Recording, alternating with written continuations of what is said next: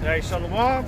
First and foremost, we're going to give all praise, glory, and honor unto Yahweh, Ba'Hashem, Yahushai, Ba'Hashem, Rakah, Wadash. Double honors to the elder apostles, great millstone, and salutation and much love for Yakim out there pushing out his word, truth, and sincerity, putting your lives up as a living sacrifice for Yahweh Shem Yahushai.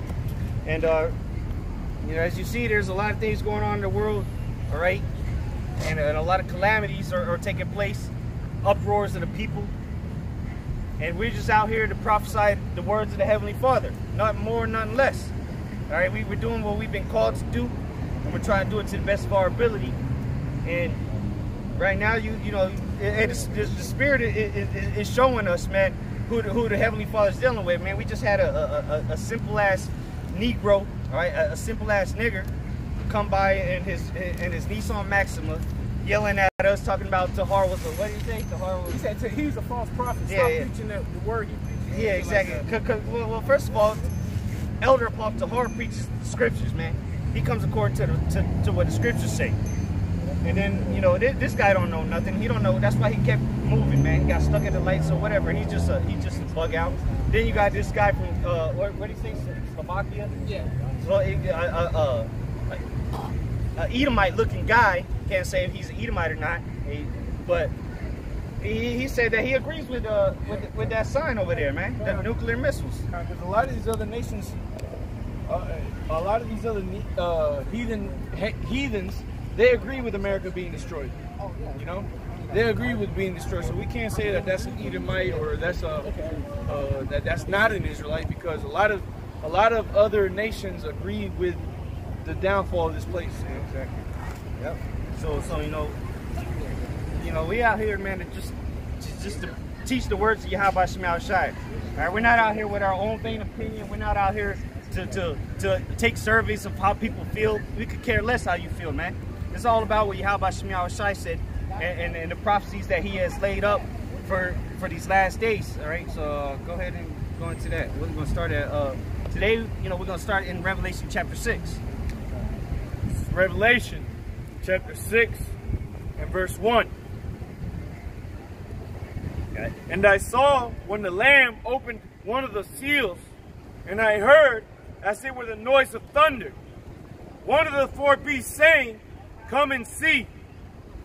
And I saw and beheld a white horse, and he that sat on him had a bow, and a crown was given unto him, and he went forth conquering and to conquer. And that what'd you say? The white horse is representative of the one you ignorantly call Jesus Christ. All right, Yahushua, his true, holy, powerful name. All right, that's the white horse that's going to come to conquer. The one that's to make all these nations submit before him. All right, that's talking about the Yahushua, the Messiah, the one that came to save the nation of Israel. Go ahead and read that. Revelation. Go ahead. Revelation chapter 19, verse 7. Let us be glad and rejoice and give honor to him. For the marriage of the Lamb is come. Yeah, who's the Lamb? The Lamb was that sacrifice for the nation of Israel, which was Yahushua. Okay, that's why Yahushua is known as the Lamb throughout the book of Revelation. All right, that Lamb, because what does the Lamb signify? It means that sacrifice, because in the ancient times you would sacrifice lambs at certain times, just as in the Passover. All right, most symbolically in the Passover, man. And Yahushua, he shed his blood for the nation of Israel, man. According to Matthew chapter 1. All right, go ahead. For the marriage of the Lamb is come, and his wife hath made herself ready. Yep, and that's talking about the elect, man. The elect is making themselves ready by what? Presenting themselves as a living sacrifice. All right, forsaking the old man. Doing what's right in the eyes of Yahweh Shem Yahushai to the best of our ability, man. That exactly, doing as Yahushai did, man. Following after his footsteps. Yahushua, he sacrifices his life for the elect, man. All right? And the elect are going to do the exact same thing. They're sacrificing themselves for Yahushua. You know? We're giving our time, we're giving our bodies over to Yahushua, Yahweh Shem Yahushua. All right? Revelation chapter 19, verse 8. And to her was granted that she should be arrayed in fine linen, clean and white. Yeah, and that's the nation of Israel, but most specifically the elect, man. Being dressed in that fine linen, that white. Okay, that's what Israel is being ordained as right now, man. Them wedding garments. That's why women in this society wear white when they get married, because they want to seem pure and innocent. This is Daniel chapter 12, verse 10. Many shall be purified and made white and tried, but the wicked shall do wickedly, and none of the wicked shall understand, but the wise shall understand. That's right, man. So many shall be made white and tried, man. Because how do you be made white? Purified. Right? Made perfect. Through affliction, through tribulation. If a brother want to grab that in, what's that? Ecclesiasticus chapter 2. Right? Because that's how the men are going to be made white and purified, man. And that's why I said in Revelation that they're going to be wearing that white, or ordained in that white. All right, it's not talking about these churches, you know, and the marriage of that goes on in these churches, where the woman the night before had all kind of perverse acts done upon her in her bachelorette party. Or got all kind of skeet on her face. It's talking about being purified with His word, purified through tribulation, purified through adversity, afflictions, suffering for righteousness' sake. I think it's 25. This is Sirach, chapter 2, verse 5. For gold is tried in the fire, and acceptable men in the furnace of adversity. That's right. Those acceptable men is who was talking about in that Revelation, man. Being tried in the furnace of adversity. That's how you be made white, like in Daniel chapter 12 said, man. Read that again, Bible Sean, that Daniel 12. Come on. Going back to Daniel chapter 12, verse 10. And it reads, Salakia, I got you. Daniel 12 and 10. 11 verse 11 chapter. Many shall be purified and made white. See, purified. Does not gold get purified in the fire? So what, the acceptable men, like the brother just read, are going to be purified in the furnace of adversity.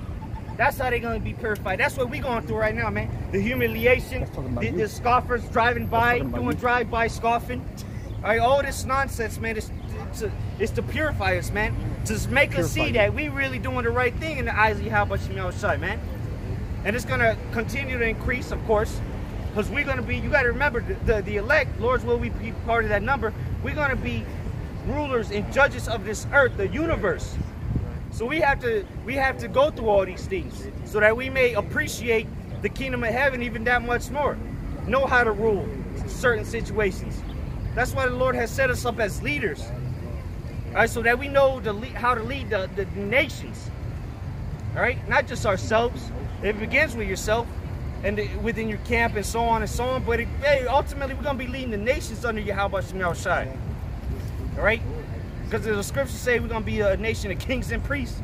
We're going to have to teach the other nations. We're going to have to rule over the other nations. Judges.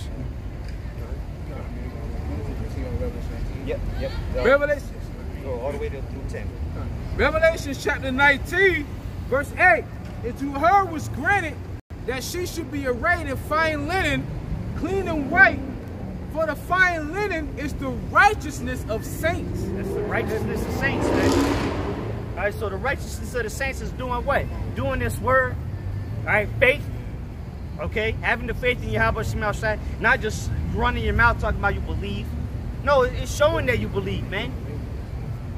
All right, because through that faith, all right, through belief, is how you're going to show your righteousness unto the Yahweh Shemel Shai. It's not of works. It's not of the law. It's through faith, man, and grace. Verse 9. And he saith unto me, right, blessed are they which are called unto the marriage supper of the Lamb. And he saith unto me, these are the true sayings of God. That's right, man. So the main point on Revelation 19 was that white horse, man, which is Yahushua. Okay, so go back into that, Revelation chapter 6. This is Revelation chapter 6 and verse 3. And when he had opened the second seal, I heard the second beast say, come and see. And there went out another horse that was red. That's right. So this red horse is talking about Esau Edom. And if you don't know who Esau Edom is, too late now. Now you got to go back into the videos that are still up. That's on you. Esau Edom, we know who he is. We see him every day. Go ahead. And power was given to him that sat thereon to take peace from the earth. Yeah, and that's what Esau Edom did. He took peace from the earth. Get Proverbs 29, verse 2. Because this is what this devil did. Esau Edom did. He took peace from the earth. All right. Matter of fact, hold that. Get First Maccabees. First Maccabees 1-7. But get that first. Come on. This is Proverbs. Because without saying who Esau is, we're gonna show you who Esau is, man. And it goes Esau right there. You know. But good. Take more pictures. Spread the word. Because we at the end of this thing. You know, there's no reason for us to say this, no pictures, you know, whatever. If you want to take a picture, take a picture. Because ultimately it's for your own downfall. The word's already gone out. Yeah, the word's already gone out, man. We at the end of this thing. We might not be out here much longer, man. Through the spirit of Yahweh Shemashai, we're not going to be out here much longer, man. The word's gone out. Everybody, the breakdowns have been given. It's the end of this place, man. Look at this. Look at the society is finished, man. The brother was just saying that how people are dumping the dollar. This place is finished, man. You got Esau, whatever. Hey, if I can say real quick, we know we're at the end of this because the so-called white man trying to shut down the internet, man. Yeah. He's trying to stop this word that's going right into what the Lord's prophecy is about, him taking the prophets off the highways and the byways. So we can tell we already at the end of this thing, and hey, you're gonna be those 5 unwise virgins that didn't get the oil, man. Hey, now it's Esau Edom. We ain't gonna say that no more. We don't, hey, like in Harry Potter movie, him that we don't speak about, you know, however, that's not named. Yeah, we talking about Esau, man. And Esau knows who Esau is now, man. So we ain't gotta break that down no more. That's old. That's old, man. Last year. Yeah, that's 8 years ago, man. Can't really. Archive. Yeah, go ahead. This is Proverbs chapter 29, verse 2. When the righteous are in authority, the people rejoice. But when the wicked bears rule, the people mourn. That's right. So when the righteous are in authority, damn, she got some Dirty ass pants. damn. But read that again, Mom. Proverbs chapter 29, verse 2. When the righteous are in authority, the people rejoice. So when the righteous are in authority, the people rejoice. But we just read in Revelation chapter 6 that the red horse was going to take peace from the earth. So clearly whoever's in rulership right now, that red horse, which is synonymous with Esau Edom, the red man, all right, because Edom in the Hebrew is out of Wam, meaning red, all right, he's clearly not the righteous, because this place is not rejoicing, man. There's people starving, even though there's enough food to go around for everybody, there's enough land for everybody, there's enough everything for everybody. Go ahead. But when the wicked bear rule, the people mourn. Go to jump to 16. Yeah, 16, yeah. Proverbs 29 and 16. When the wicked are multiplied, transgression increases. Yeah, when the wicked multiply, transgression increases, man. Look at all these devils out here, man. Yeah, man. This place is sick and corrupted because what? The wicked have multiplied on this earth, man. They've been allowed to rule and multiply careless free, without no questions. Nobody's standing up against them. All right, so read that, Revelation 6 again. And then somebody got that Maccabees 1? I got it right. Spirit. Oh, he got it. We'll read Revelation first, though. Yeah, Maccabees. This is Revelation chapter 6, verse 3. And when he had opened the second seal, I heard the second beast say, come and see. And there went out another horse that was red. A horse means power. All right, so another power structure, another kingdom. Okay, go ahead. And power was given to him that sat thereon to take peace from the earth, and that they should kill one another. And there was given unto him a great sword. So why do you say that they would kill one another, man? Because you look at all these wars, the World War I, World War II, and they were killing each other. It was either Esau and Esau crime, man. Okay? But what? They took peace from the earth. Somebody got that Maccabees? Whoever got it. This is First Maccabees, chapter 1, verse 11. In those days went there out of Israel wicked men. Yeah, 1 to 7? Yeah, start at 7 and bring down here. This is First Maccabees, chapter 1, verse 7. Because this is going to prove who Esau is. We ain't got to tell you. We're going to read it out of the scriptures. What you call the Holy Bible, right? The one that's collecting dust on your nightstand. So Alexander reigned 12 years and then died. And his servants bear rule, every one in his place. All right, so Alexander the Greek, after he died, which is written in the scriptures, after he died, his servants, meaning his generals, took stand in his place.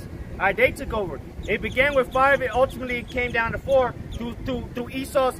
What it say in Revelation? They fought one against another. This goes back to that time of the Greeks, man, when those generals were fighting against another. They got rid of Antigonus, all right? It was the Seleucid, Ptolemy, Lysimachus, and Cassander. Those are the 4 that eventually took roll, but the 5th one was Antigonus. And they through fighting, they kicked his ass out because they're a bunch of devils, man. Go ahead. And his servants bear rule, every one in his place. Yep. And after his death, they all put crowns upon themselves. So they all took certain lands to rule over. Seleucid down there in Egypt area. Ptolemy was in the Middle East, where Israel is. Oh no, Seleucid was in the Middle East. Ptolemy was in Egypt area, yeah. And then Cassandra and Lysimachus were up there in Asia Minor, Europe, or East Europe. Okay. Was in the middle. Yep. And that ultimately got taken over by the Seleucid Empire. Yep. Go ahead. And after his death, they all put crowns upon themselves. Yep. So did their sons after them many years, and evils were multiplied in the earth. So evils were multiplied on the earth after the so-called Greeks came into power. That's why I said that peace was taken from the earth, man. Even though Esau likes to claim that the civilization began during the Greek Empire, that's a bunch of lies. The wickedness multiplied during the Greek Empire, man. That's what began during the Greek Empire, man. The wickedness, on a whole nother level, man. Because there was wicked people before, but these people took it to a whole nother level, man. And why is that? Go ahead. This is Genesis chapter 27, verse 38. And Esau said unto his father, hast thou but one blessing, my father? Yep. Bless me, even me also, O my father. And Esau lifted up his voice and wept. Yep. And Isaac his father answered and said unto him, behold, thy dwelling shall be the fatness of the earth. Meaning the dominion, all right, having rule over the earth. Go ahead. And of the dew of heaven from above. And by thy sword shall thy live, and shall serve thy brother. So the blessing that was given to Esau, later named Edom, was the sword. All right. How has Esau conquered this world, man? How did the Greeks conquer this earth? Was it by diplomacy?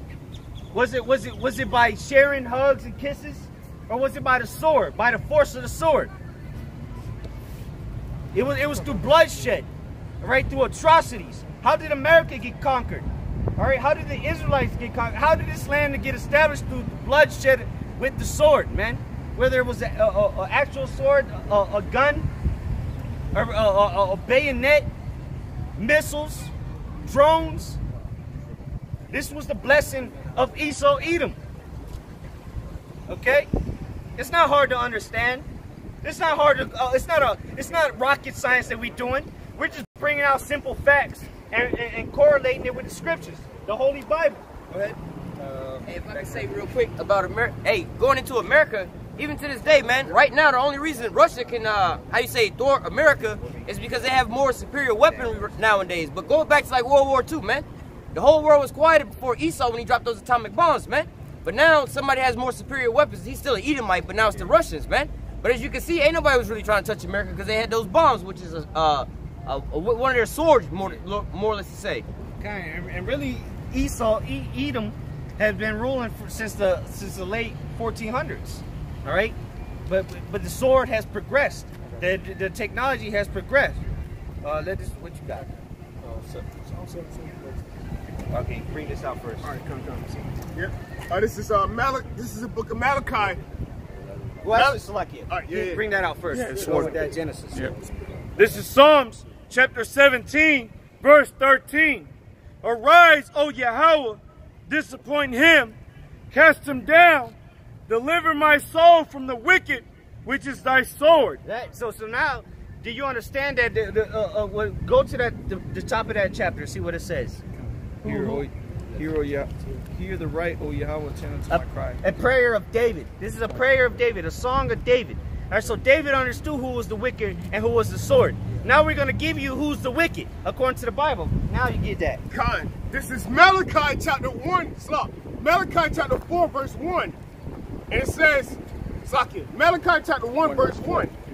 The burden of the word of Yahweh Bashim Yahushai to Israel by Malachi. Malachi was a prophet of the Lord. That's right. Go ahead. Khan, verse 2. I have loved you, saith Yahweh Bashim Yahushai. Yet. Hey, how did the Lord love us, man? By giving us the promises, the covenants, the law, statutes, and commandments.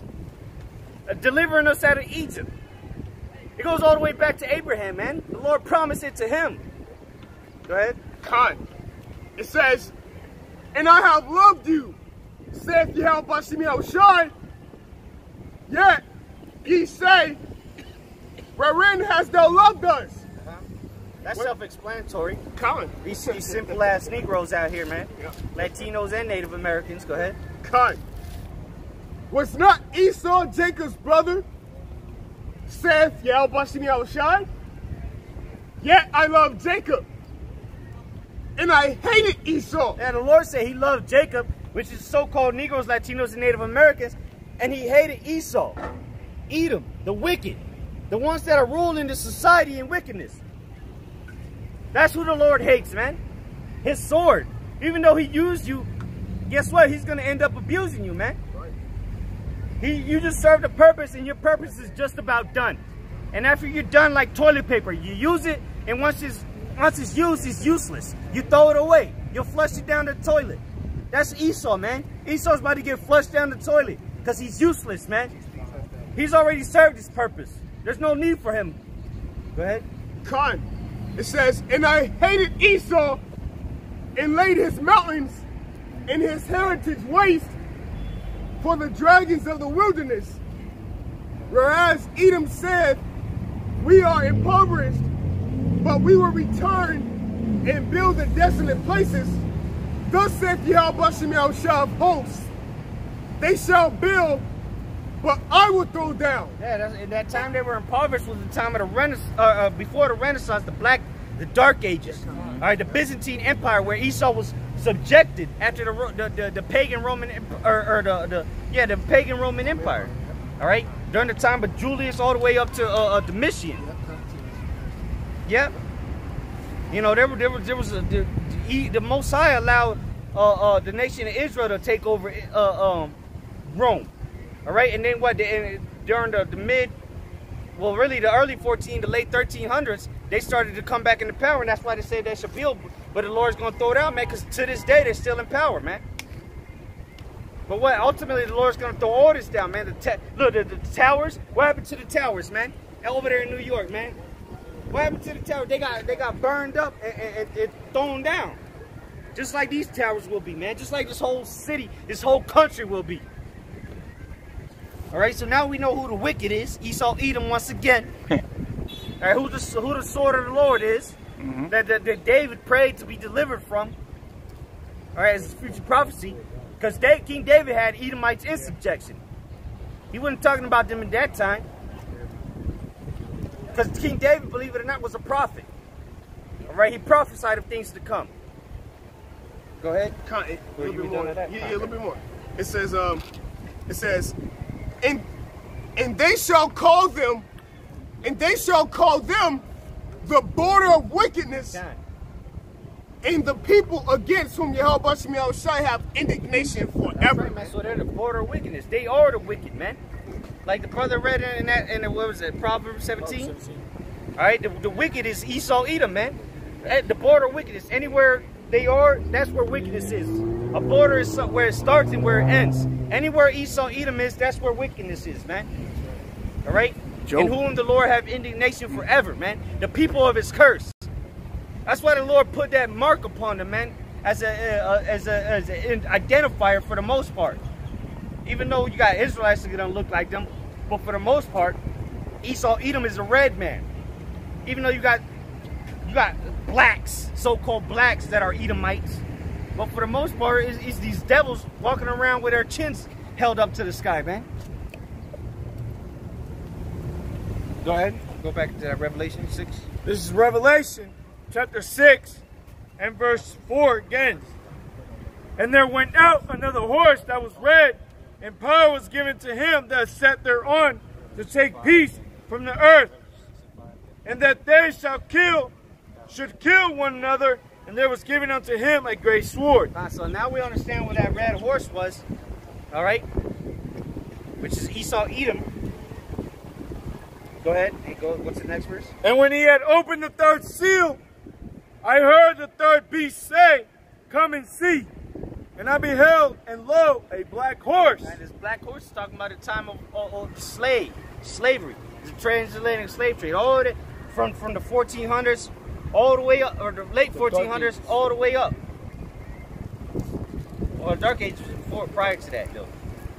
But the black horse is talking about our slavery, our captivity, our the punishment for our iniquity, like Lamentations 4 and say, man. And we're going to prove it. Go ahead, read on. And he that sat on him had a pair of balances in his hand. Get that word? Because we're going to see what the word balances is.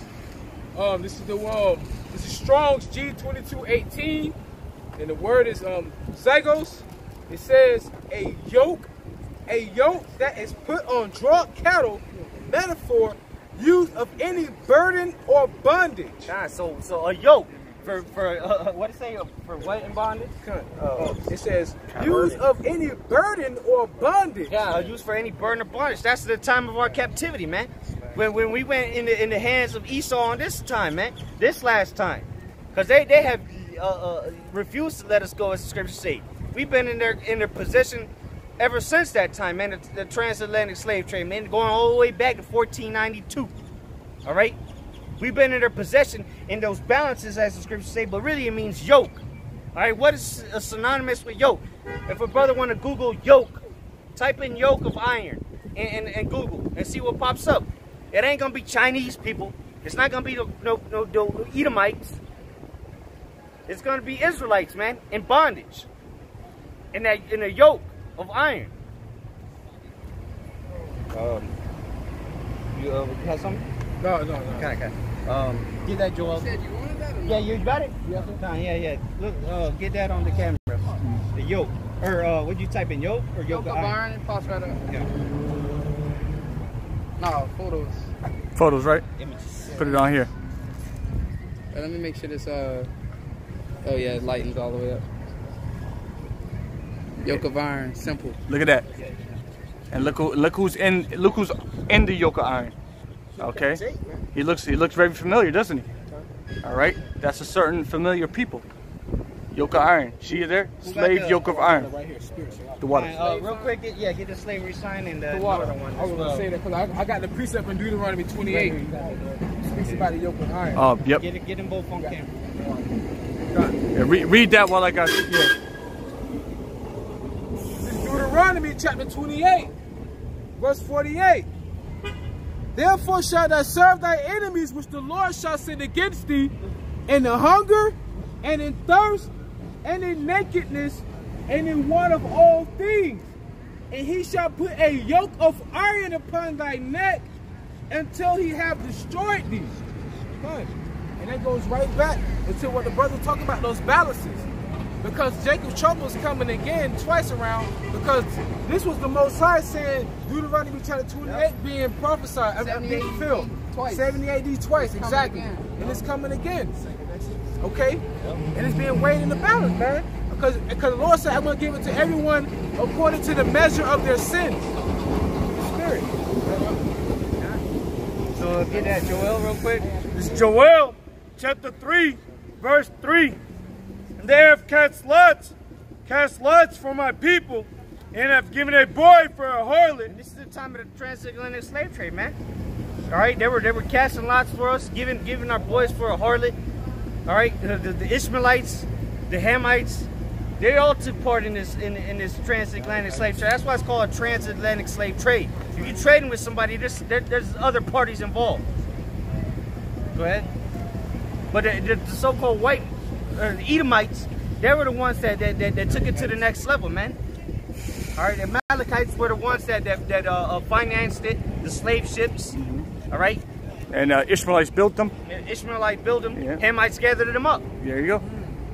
It's a trifecta. Trifecta. Right there, baby. And sold a girl for wine that they might drink. Yep. That's self-explanatory. They were selling women for wine and the boys and harlots, man. Because Edom's known to be a pedophile, right? Go ahead. I was gonna say, hey, if you ever get a chance, go online and look up Goodbye Uncle Tom. That's a prime example of Esau selling us, you know, for wine and also effeminizing our men and domesticating us. That's a prime example. Yeah, it's on YouTube too. You can just watch that for free. Before they banned that, you know. Yeah. God, this is Psalm chapter 50 and verse 20. Thou sittest and speakest against thy brother. Thou slanderest thine own mother's son. It's talking about Jacob and Esau. It's verse 21. These things hast thou done, and I kept silence. You know, all this shit he's been doing unto us. And the Lord hasn't done nothing, man. That's why they think that they're going to continue on in their enterprise, man. Because Lord, here it is for 400, 500 years, almost 600 years. They've been doing all these atrocities. Well, actually over 600 years. They've been doing all these atrocities to the children of the Most High. All right, thy mother's son. All right, because Esau and Jacob were brethren. All right, so they think they're gonna go all scot-free, man. And as a matter of fact, zoom in on that and that corner, the left bottom corner. That's the transatlantic slave trade right there. Go ahead, read it again, bro. Psalm chapter 50 and verse 21. These things hast thou done, and I kept silence. Thou thoughtest that I was altogether such and one as thyself. Meaning he thought he was going to get away with it. The Most High was with him. But I will reprove thee. And that's what's happening here on the highways and byways. He's getting exposed. And continuing, and set them in order before thine eyes. And that's us. Lord, will be of that number. You know, the Most High is setting up back his men to bring back his nation. Lifting up the skirts, man. Are exposing these devils for the devils that they are, man. And at this point, we don't even have to say who Esau Edom is anymore, because once they hear what we're talking about, they're gonna know it applies to them, man. You know? Go ahead. Con, I'm gonna start from verse 6. First Maccabees chapter 2 verse 6. Speak on this anytime out. It says, and when he saw the blasphemies that were committed in Judah and Jerusalem, he said, woe is me! Wherefore was I born to see the misery of my people in the holy city, and to dwell there, when it was delivered into the hands of the enemy. Yeah, because what? Ultimately, the enemy, they took possession of our land. They took possession of our people. You know, they took possession of us. All right? They forced us to try to keep their laws. And that's why they... read that again, the first verse you read. Because that's why all these atrocities were taking place in that holy land, man. Because they were following after the ways of the heathen, our people. Yep. Right? Con, this is First Maccabees chapter 2 verse 6. It says, and when he saw the blasphemies that were committed in Judah and in Jerusalem, he said, woe is me! Wherefore was I born to see this misery of my people? Yeah, and that's one of the Maccabees saying this, man. Saying, damn, I gotta see the misery of this. I gotta see this, man. Because they were men after the Most High's heart, man. They were men, devout Jews, all right? So you can understand.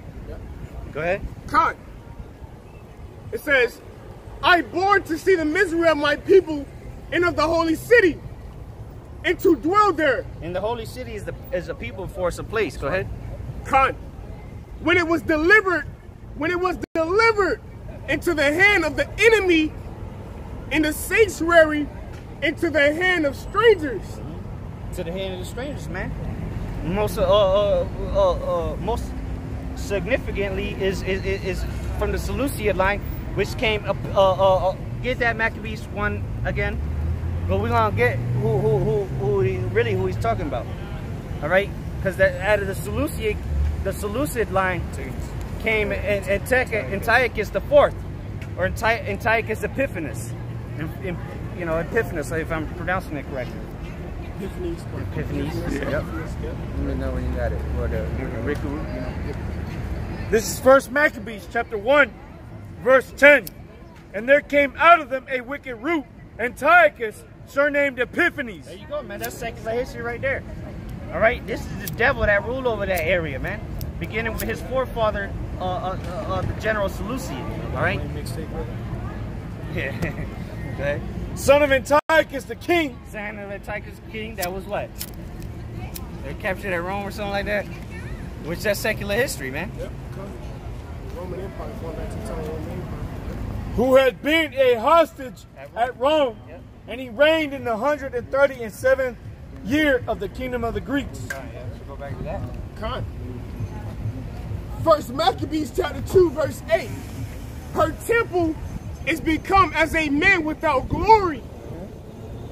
Her glorious vessels are carried away into captivity. Yep. Not only were the actual vessels of the temple carried away, it's talking about the people of the Lord, man. The children of the Lord, which Joel 3 that we were reading is going to go into that as well. God. It says, her glorious vessels are carried away into captivity. Yep. Her infants are slain in the streets. Yep. Her young men with the sword of the enemy. Verse 10. And that happened before, and it's going to happen again, man. Okay? It happened before, and it's going to happen again. Go ahead. God. Verse 10. What nation hath not had a part in her kingdom? That's why the Psalms 83 tells you who was confederate, man. To come against the nation of Israel to make sure that their name was no more remembered, man, on the earth. Go ahead. God. Because even the damn Moabites had a part in this, man. That's why they got China moons and China walks in every hood. That's why the Ishmaelites got 7-Elevens and the Quick and Stop, the stopping shops in the hood. Elam. Ham. Got the weave stores in the hood. Yep. Right? You're not going to find, I guarantee you drive through all downtown in Harbor Island, you're not going to find a weave store. You're not going to find a China walk. You're not going to find a stop and go where they selling blunts for 2 for 1. That's for you niggas and spicks, man. Go ahead. Con. 1 Maccabees 2 and 10.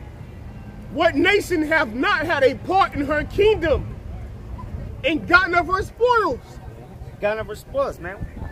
Because when you take over somebody, you take the spoils of war. All right? Their women, their children, their goods, and their labor. That's what all these nations have done unto us. All right? And that's why they got to pay for it, man. And it's rightfully so. All right? It's a righteous recompense. It's a right, like the scripture says, it's a righteous thing to recompense those that brought tribulation upon you. Roughly paraphrasing. Go ahead. Verse 11. All her ornaments are taken away. Yeah, ornaments is something you get decked out with, man. All right. Go ahead. Of a free woman, she has become a bond slave. Yeah, now Israel, that woman has become a bond slave, man. All right, in subjection to this day, going all the way back to the Greek Empire, man. Even though the 2/3 got the rule for a certain time period, Byzantine Empire, which if you Google the Byzantine Empire, they'll literally tell you 1,000 years. And how long was the dragon casted down for, man? 1,000 years. So go ahead. Verse 12. And behold, our sanctuaries, even our beauty and our glorious laid waste, and the Gentiles have profaned it. That's right, man. Not only did they profane the temple, the actual temple, they profaned us, man, as a people. Made them go away from the Heavenly Father, man, by following their wicked laws. That's right. Eating pork, doing, taking part in the gymnasiums, man. Yeah. All this wicked shit or the Hellenization is the best way to put it. Hellenization single-handedly destroyed our people, man, during this time. Go ahead. Verse 13 is the point. To what end, therefore, shall we live any longer? Yeah. That's how they felt, man. That's how they felt. What's the point of living anymore, man? Like, damn, our people are destroyed. You know, this is their mindset back in that time, man. They're like, damn, our people is destroyed. No matter what we tell them, they would rather serve the wicked than to serve Yahweh Shem Yahushai and die for him, man. Like the 7 brothers and their mother in what is it, 2nd Maccabees, chapter 7, I believe. Yeah, chapter 7. You know, no, the majority of Israel was with the heathens, man. Because that's why 2/3 of our people are gonna die, because they refuse to hearken unto Yahweh Shem Yahushai. They would rather continue in this nonsense, man. That doesn't profit them. All right, so going back to that, Joel, you got it, Joel? Yeah. Okay, fine. Start at 3 again. All right. This is Joel chapter 3 and verse 3. And they have cast lots for my people, and given a boy for a harlot, and sold a girl for wine. Yep. So we already went through that. When that happened, go ahead. That they might drink. Yeah. And what have ye to do with me, O Tyre and Zidon? Yeah. Which were the Hamites. Hamites. Go ahead. Which were part of the transatlantic slave trade. All right. Go ahead. You have a sign? Display it up. Come on. This side. Okay. Oh, there it is. There you go. There you go. At the bottom there. Oh, just to break down. Sorry, Just to break down to that right here. Yeah. These 4 pictures. I'll read it again. Yeah, Con, bring it up. Yep. This is Joel chapter 3 and verse 4. Yeah. And what have ye to do with me, O Tyre and Zidon? The Hamites, those booty scratching purple people. Go ahead. And all the coast of Palestine. All the coast of Palestine. So, originally the Palestinians, or the Palestine goes back to the word Philistine, but the people that dwell in Palestine now are Ishmaelites. All right. And even there you go. Yep. What's that movie? Where they showed those are the real Jews. What's that movie? No, it wasn't Roots. There was Toby. That's Roots. Shaka Zulu. Oh, Shaka Zulu. Okay, there you go. Yeah. But yeah, the involvement, and you can search it, the involvement of the Arabs and the slave. In which most of them at that time were Muslim, but it didn't matter if they were Ishmaelites or Hamites. They were still, you know, bunch of Arab demons. is mixed. Exactly. Yep. You know. Yeah, Arab is mixed. Right. Which Ishmael, you know, he had 12 princes as well. So that's why you have different, you know, different races amongst Ishmael as well. Go ahead. Joel chapter 3 and verse 4 again. Yeah, hold it up. Yeah. And what have ye to do with me, O Tyre and Zidon? Yep. And all the coast of Palestine? Yep. Will ye render me a recompense? Yep. Well, so what? Are they going to render the Lord a recompense for doing what they did to the apple of his eye? Not the apple of our eye or how we feel. No, the apple of the Most High's eye, man. Which is the children of Israel. Go ahead. And if ye recompense me swiftly and speedily, will I return your recompense upon your own head? Because ye have taken my silver and my gold. See, you have taken my silver and my gold. They took, because the Greeks, they took the silver and the gold from the temple. But what? The silver and the gold is referring to the children of Israel right here, man. Go ahead. Right. And have carried in your temples. That's what. So like, that's why the Lord said, "Man shall be more precious than fine gold," man. All right. Go ahead. And have carried in your temples my goodly pleasant things. That goodly pleasant things, the altars, all right, the candles. All right, all the things that were pertaining to the temple, they took, man, and they destroyed it. Just like they did with the nation of Israel, man. They beat them down to a bloody pulp where they forgot them who the hell they were, man. scattered, because this is not just, it didn't just start in the transatlantic slave trade. This has been a buildup, man. Okay. The diaspora, all right, because diaspora was in 70 AD. They didn't get caught up in them slave ships till the late 1500s. Okay. But it's been progressive, progressive, destruction of our country. Go ahead. No, I was going to say it's been perpetual. Yep. The hatred that the heathens have had against us. Because when we came out of the land of Egypt, you had Moab and the Amalekites that constantly kept trying to fight with us. And then when King David was ruling, King David was fighting against the Philistines constantly. And then you had the period where you had the Medes, then the Persians, which became the Medo-Persians, then the Romans. So all heathen nations have had us in the captivity. You can go back to the book of Judges and it will clearly show you that. And the Lord even said, I'm going to bring out one precept and I'm going to hand it back to the brother. Zechariah chapter 1, verse 15. I'm starting at 14. So the angel that communed with me said unto me, cry thou saying, thus saith the Lord of hosts, I am jealous for Jerusalem and for Zion with a great jealousy. And I am very sore displeased with the heathen that are at ease, for I was but a little displeased, and they helped forward the affliction. So the Lord, and that goes back to Ezekiel the 39th chapter, when the Lord said, and the heathen shall know that the nation of Israel went into captivity because of their sins, because we transgressed against them. Yep. But these heathens took it to a whole other level, man. Yep. That's why Lamentation 4 says that when the punishment of their iniquity came to an end, man. You know, because these devils to this day are still punishing us as if the Lord don't love us, man. Well, it's all through the Lord's story at the end of the day, but the Most High is bad, man. That's all we can say about that. If I can say this about forward affliction as well, because as the brother said, the Most High allowed them to take us into slavery, but even in the law, like when you hang a man, you gotta take him down. That's why you get that song, Strange Fruit Hanging. Yep. They used to just let Jake hang up there, just rot, man. And even, that goes to this captivity, the American captivity, because during the time of the Romans, when they would crucify them, they would take them down that night. All right, they would take them down that day, before the sun would go down. And these are the same people. That's a lot. That's spiritual too, because even today, like the officer shot Mike Brown, but what did he let him do? He just let him bleed out. That's like letting a body rot on a tree. They do the same thing today, man. I can't breathe. I can't breathe. Just keep choking him out, man. Choke him harder. You heard that? He choked him harder, man. Killed him. Society is Murder. servitude amongst nations, but it's a certain way. It's like how there's laws with war, there's laws with slavery. You know what I mean? It's a certain way that you got to conduct yourself. And Esau, Edom just took it to a whole nother to run a perfect kingdom, He's a hypocrite because they come out with the Geneva Code, but then they don't follow any of those words. That's why they got Julian Assange right now locked up, but I ain't going to go too far with that. Come on. Go ahead and finish that, Joel. You got a preset? Yeah. Let this brother finish that. Joel chapter 3, verse 6. The children also of Judah and the children of Jerusalem have you sold unto the Grecians. Which is a so-called white man. The Edomites. All right? The self-proclaimed white man. All right? This is the Edomites, the Grecians. The Grecians, because ultimately they weren't Grecians originally. They stole that as well. Not a big shocker. But this is talking about the Edomites, man. Edom. They're the ones that were sold into the the Israelites were the ones that were sold into the Grecians, man.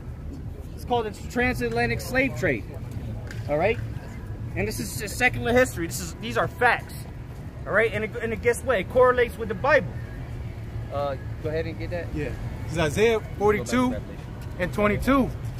But this is a people robbed and spoiled. They are all of them snared in holes. And they are hid in prison houses. They are for a prey and none deliver it. That's right, man. That's the nation of Israel, man. For a spoil or for a prey and none deliver it. A prey, what is a prey? A predator attacks the prey, kills the prey. That's the nation of Israel. What the scripture say, the prey departeth not. We still here to this day, man. Nahum. Yeah. We still here to this day being persecuted by the same devils that have been persecuting us for hundreds of years, man. But not just the devil, Esau, Edom, the rest of these nations that are confederate with them. Because the other nations are good. They got all types of perks out here. That was it on that? Yeah, you can pretty much finish it. For it's spoiled and none saith restore. Yeah, nobody's coming to restore us. Nobody's coming to save us. Just like in Deuteronomy 28 said, no man shall buy you. No man shall redeem us. All right, so go back to that Revelation now. Now that we got that Revelation chapter 6. You got a question? Yeah, just asking. What's your question? What the message today is? Well, the message is we out here to wake up our people, so-called Negroes, Latinos, Native Americans, which are the true biblical Israelites, all right? And tell this wicked, perverse society that is going to be destroyed by the Heavenly Father via thermonuclear missiles. Where them signs at? Yeah, show this is a future destruction of America. That's pretty much the message. That's pretty much the message. For salvation and condemnation and destruction. Any other questions? No, man. All right. Well, go ahead. This is Revelation chapter 6, verse 5. And when he had heard, and when he had opened the third seal, I heard the third beast say, "Come and see." And I beheld, and lo, a black horse. And black means dark, void of knowledge, evil.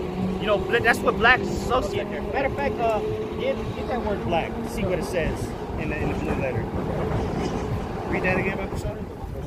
Yeah, verse 5. And when he had opened the third seal, I heard the third beast say, "Come and see."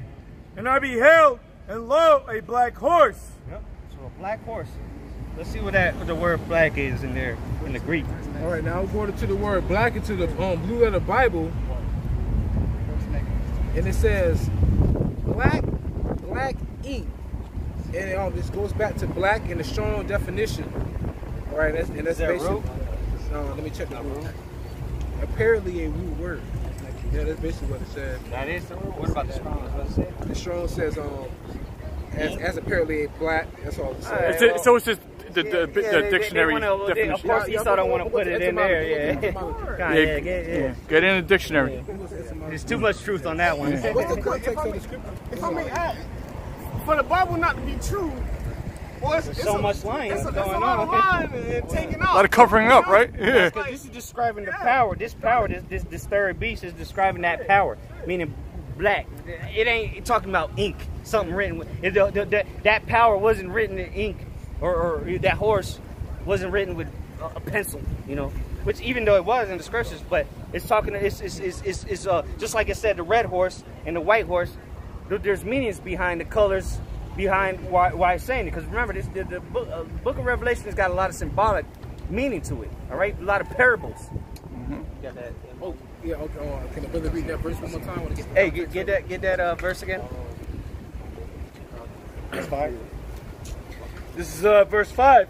And when he had opened the third seal, I heard the third beast say, "Come and see." And behold, and lo, a black horse. And he that sat on him had a pair of balances in his hand. And we just went through countless scriptures talking about that balances meaning slavery. Go ahead. Now you go to the word black.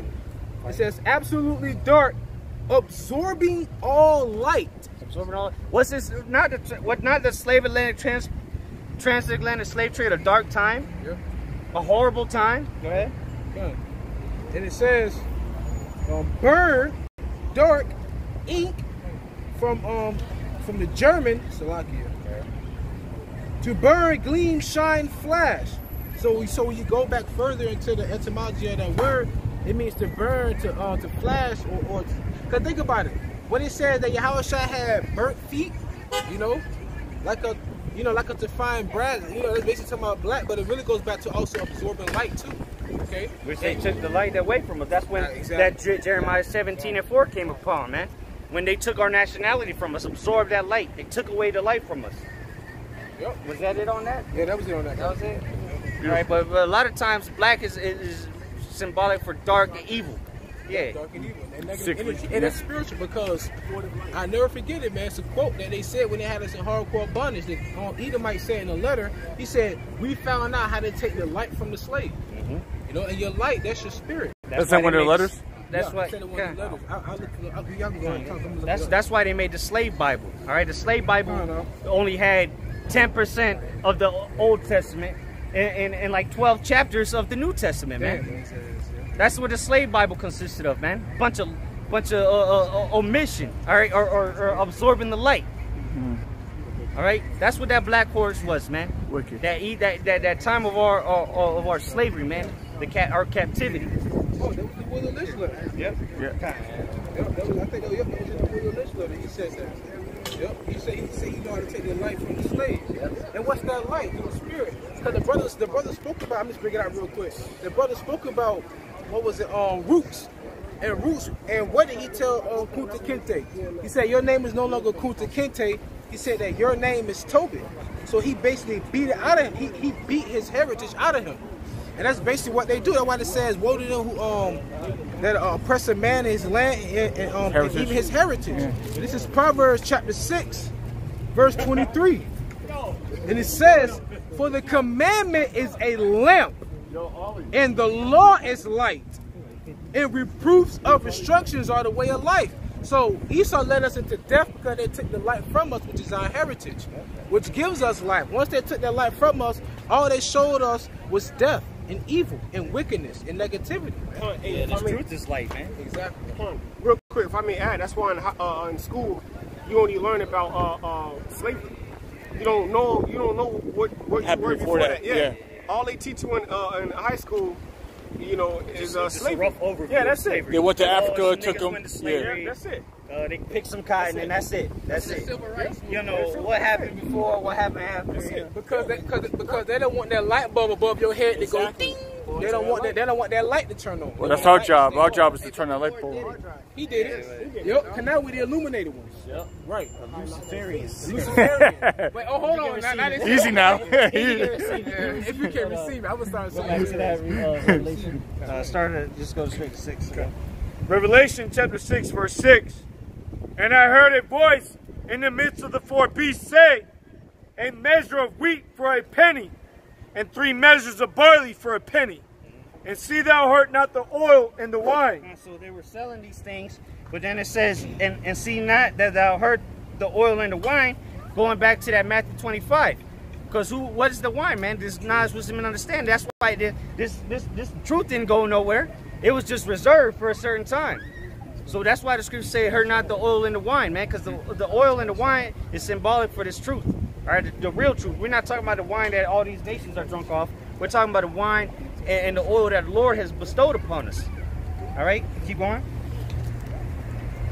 And when he had opened the 4th seal, I heard the voice of the 4th beast say, come and see.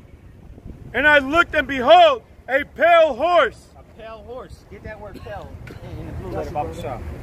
Keep going. And his name that sat on him was Death. All right, so that pale horse, the one that sat upon him, his name was Death. All right, and this is the time that we're living in and approaching. All right, that pale horse, Death, named Death. And keep going. Read that. Keep going. And hell followed with him. So how is hell a place you go to and burn for? Get the word pale. Verse 8. Yes. So how can you go to hell? Read that again, because this is a cut for you people that claim to be Christians and believe in hell, where there's a pitchfork devil with a tail, with some horns.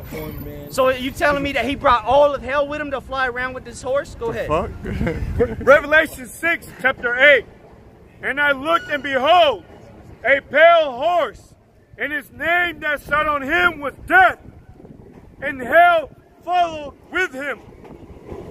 So hell followed with him, man. All right, if you had an understanding of hell, meaning the grave, all right? Death and hell, meaning the grave. You go down to the grave after death. Low place. All right, you got that?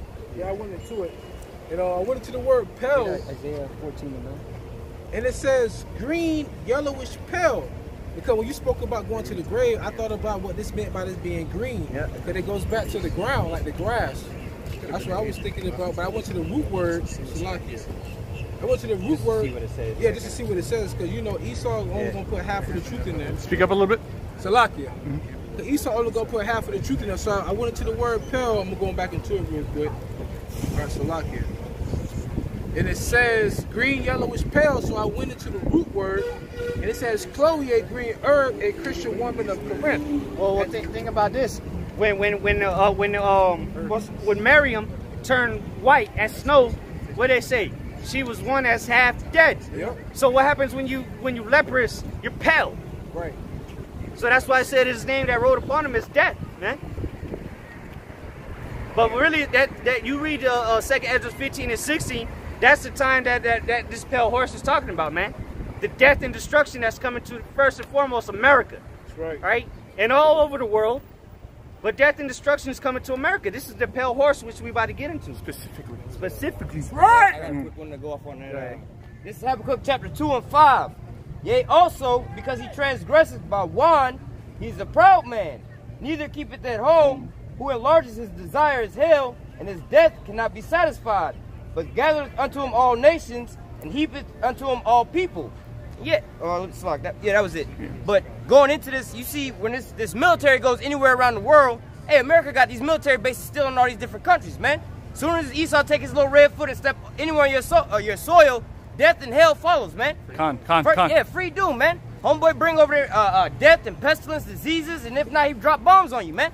Everywhere he go, hey, just like how they talk about Jake, man, everything we touch turn to gold, man. Everything Esau touched turn to damn death and destruction, man. And he's basically like the grave that can't be satisfied, because as long as there's human beings on the earth, that grave gonna always be filling up, man. It's a continual cycle, man.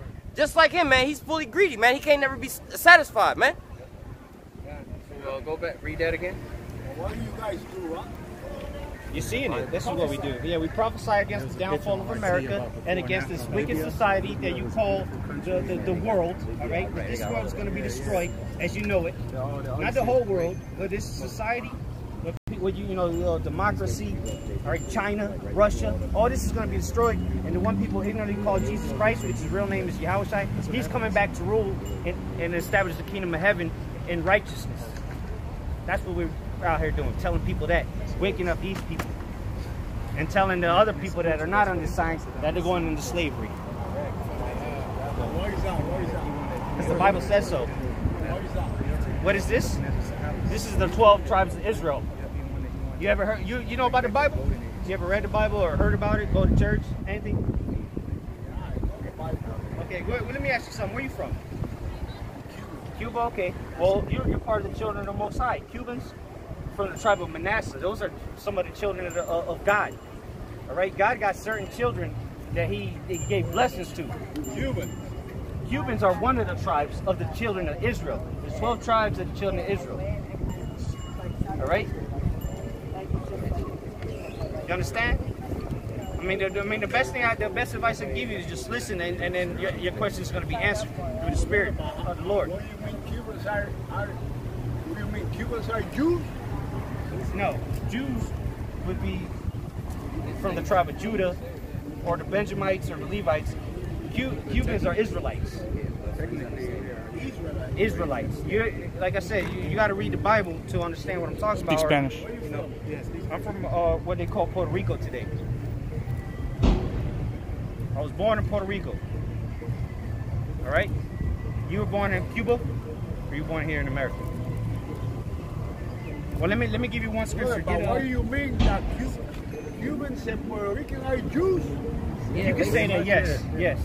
Layman's terms, yeah. Listen.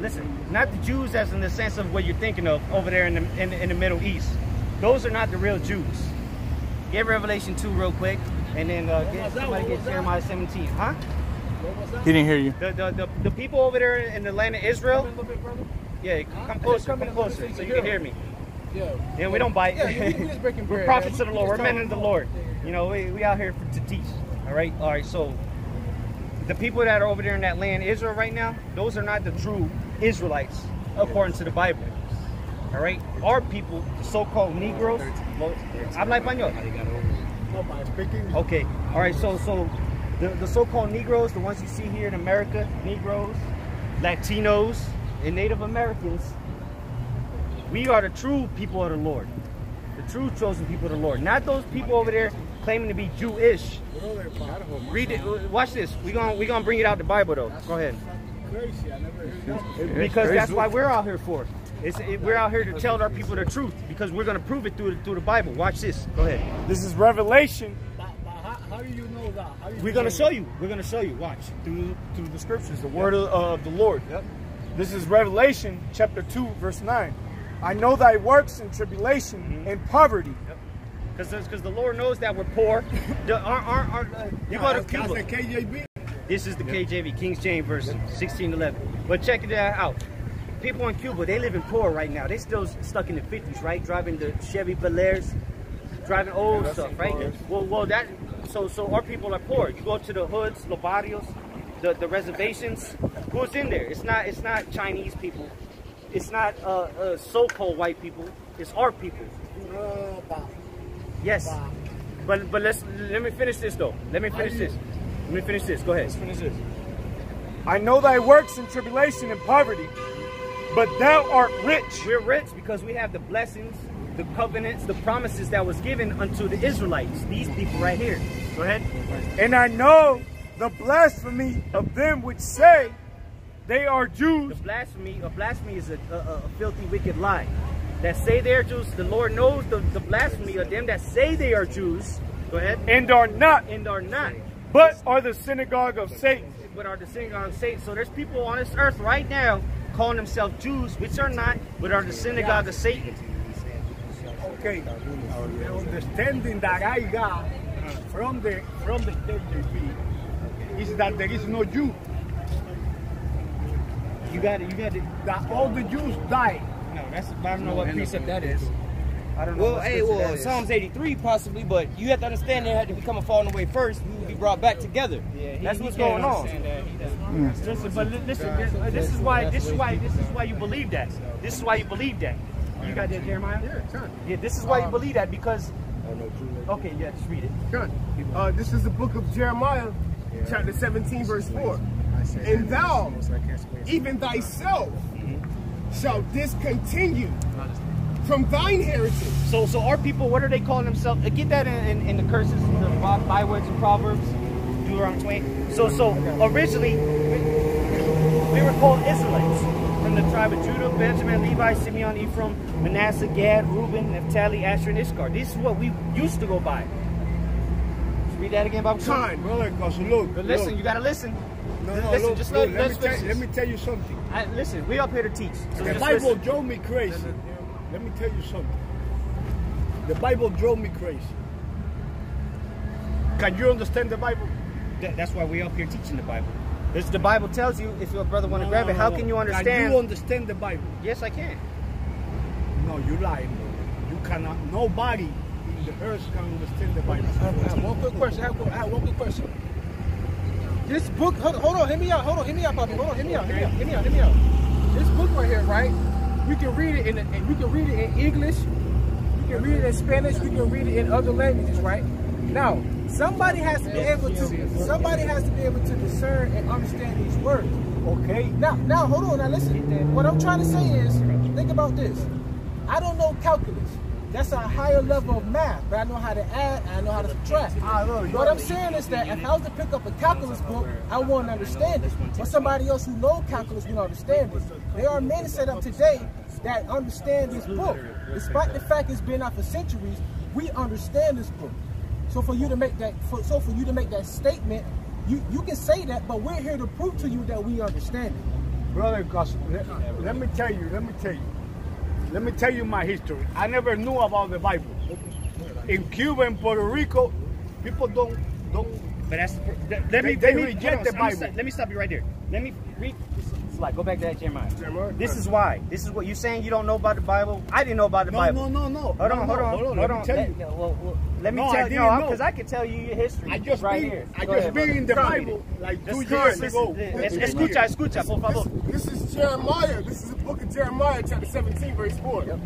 And thou, even thyself, our people, okay, go ahead, shall discontinue from thine heritage. That's why when I asked you what you were, you said you're Cuban. Where did that word come from? Who named you Cuban? Who named that country Cuba? The people that live there did not name themselves Cubans. Let's get that out the way. There is a city or a country in the Middle East that is called Cuba. What country? Because there ain't no country in the Middle East. Yes, there is one. There is one. He's not all there. No, but let me tell you. You gotta listen. Get a Sirach 5 or Ecclesiastes. Look, the Bible was written by people that fast, right? Yeah. All the prophets of Israel. So you know about the Bible then? let me tell you what happened to me. Go ahead. When I came to this country, I found the KJV, watching the conspiracy theory from Bush. What? The conspiracy theory. Oh, conspiracy theories. Okay. Okay, and I noticed that they used the verses from the Bible, right? And they were saying something like you guys were saying about destruction. And that got me into the Bible. Okay. So, but I buy not the KJV, I buy another Bible, and I noticed that the words are different. That the people in YouTube were using were different. I mean, that to the Bible that I had, you must have got like I had new, another Bible. It was not the KJV. Yeah, you probably got the new NIV or the. So I bought the KJV. Okay. Brother, that book is magical. That book drove me crazy. You have no idea what I did. Well, enlighten us. What did you do? Well, that's the thing, because this Bible, this is the truth. First of all, hold on. No, this that book is amazing. Of course it is, but because that's the thing. You have if the Heavenly Father with my head, brother. See, that's so. I can't do nothing. You can't get it. I have a question. Do you believe in prophecy? Do you believe that the things that are written in the Bible are going to come to pass? Who got that? I believe everything. So you believe everything already passed? Okay, so if you believe if you believe everything already passed, right? The Bible says that King David and the only begotten Son will be ruling in the land of Israel. Right now, you have those fake Jews living in the land of Israel, and they're also having a pride parade over there. Did not the Lord destroy Sodom and Gomorrah? So all things have not been fulfilled. Because when the Lord come back, He said, "As thy will in heaven shall be done on earth." There's order in the heavens. So when the Lord come back, He's going to set up order. So all things are not fulfilled yet. Right now, we're in the process of everything being fulfilled, but not just yet. So this is the time of prophecy. That's why we got here. We prophesy to tell you that the things written inside this book are happening right now. But like I said, everybody can't open up this book and understand it. Only certain men is given that ability to do it. And the Bible even shows that. So let me show you something. Okay. Can you look up Revelation?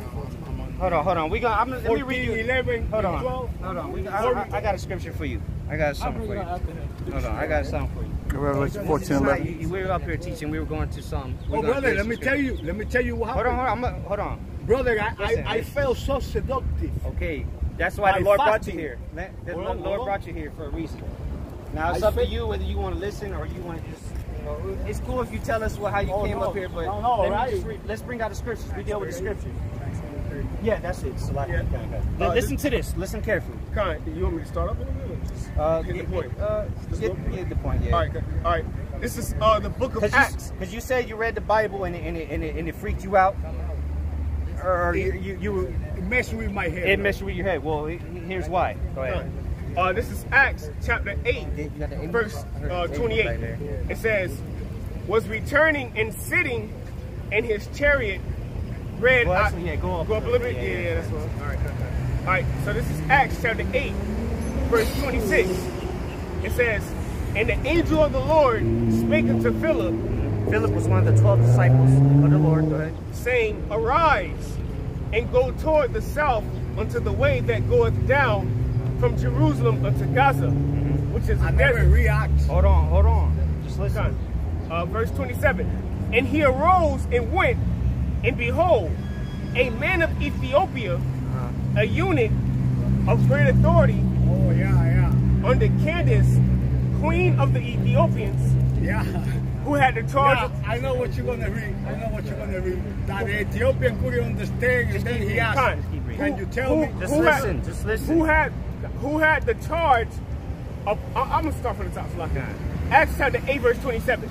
And he arose and went, and behold, a man of Ethiopia, a eunuch of great authority, under Candace, queen of Ethiopians, who had the charge of all her treasures, and had come to Jerusalem to worship.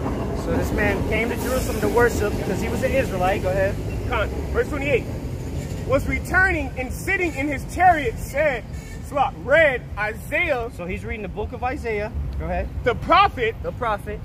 Then the Spirit said unto Philip, go near and join thyself to this chariot. And Philip ran thither to him and heard him read the prophet Isaiah. So Philip, which was a disciple, taught directly under the Lord, the Messiah. He learns directly from the Messiah. Go ahead. And said, understandest thou what thou readest? So just because you read it don't mean you're going to understand it. That's why it was messing with your head. So let's keep going. Verse 31. And he said, how can I, except some man should guide me? So how can you, unless some man shall guide you? We are the guides up here. Keep going. I said 30 and 20. Done. And he desired Philip that he would come up and sit with him. Yep. Yeah, but he said that because he was not a Jew. He was a Jew. If he was an Israelite. Jew, he said, no, I don't want no man to teach me. That's a little too deep for you. You're not going to understand it. Get Amos 3 and 7. Because he was an Israelite. He was an Israelite. That's why he went to Jerusalem. He lived in Ethiopia. He was in charge of the money of the Queen of Ethiopia. But why did he go to Jerusalem? Why was he in Jerusalem? He was an Israelite. He was a Jew that lived in Ethiopia. Why? That's in the Old Testament. It tells you 3 times a year every man shall come to Jerusalem to worship. So why would he, if he wasn't a Jew? All nations. No, not all nations. That was given to the Israelites. I mean, all nations. The Israelites. You know, Listen, it's the Israelites. We're trying to see. You read it. You know what you're talking about. You know. So obviously you've read it, but you don't understand it. That's why we just read that again. No, read it again. This is Acts chapter 8, verse 30.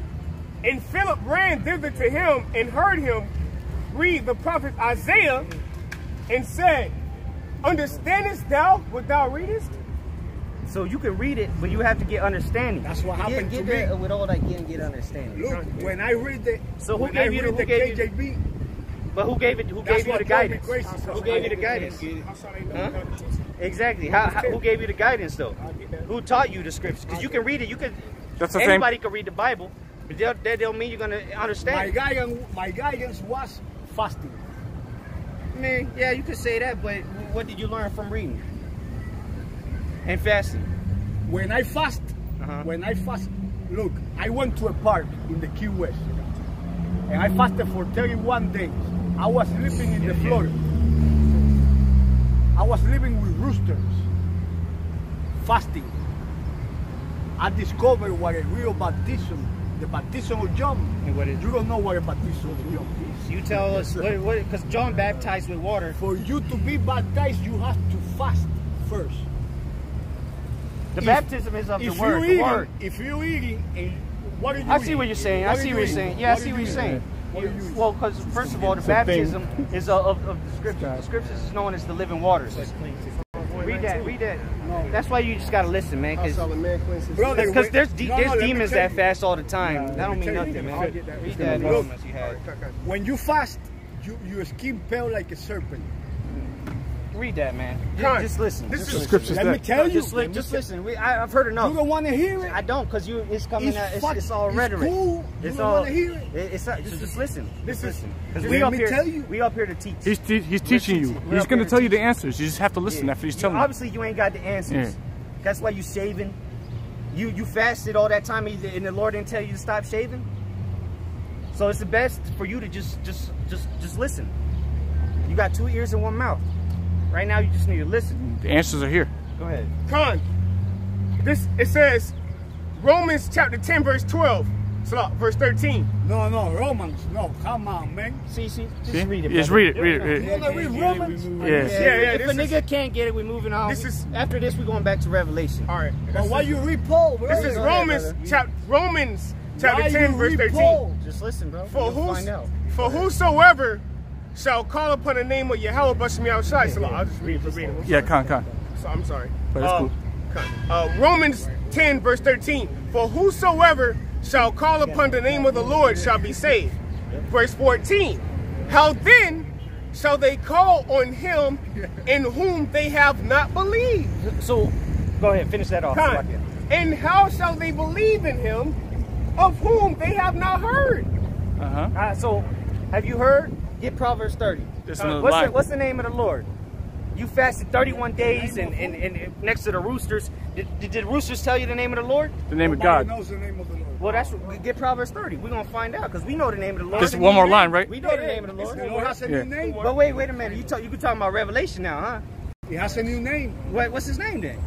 The end of the book. If the end of the book says that the Lord has a new name, how Finish you that gonna off. tell We're me going that back to Revelation. Was it written in English? Hey, Was the Bible originally written in English? what? Nah, he just read it. Read this though. All right. Finish that, and we're going back to Revelation. Brother, the We're not going KJV nowhere. is magical. No, It says, doesn't matter. It All right. doesn't matter what It language. says, You gotta listen, man. how The then, KJV is powerful. Romans 10 and 14, how then shall they call on him in whom they have not believed? Right. And how shall they believe in him of whom they have not heard? Right. And how shall they hear without a preacher? How can you hear without a preacher? Chris Angel will fast 80 days, but that don't mean nothing, man. Because you gotta hear through a preacher, and you gotta hear the truth through certain men. Let me ask you a question. What's your question? If Christ, What's his name? hold on. He has a new name.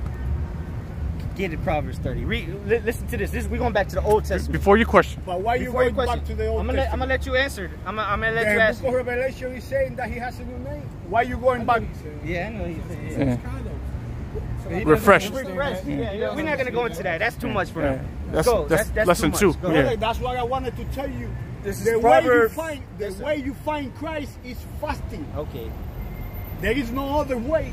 We fast. There We is fast. only How one about way. that? We all fast. All of us eat fast. Christ is the way. And For listen, how many days he fast? we all fast.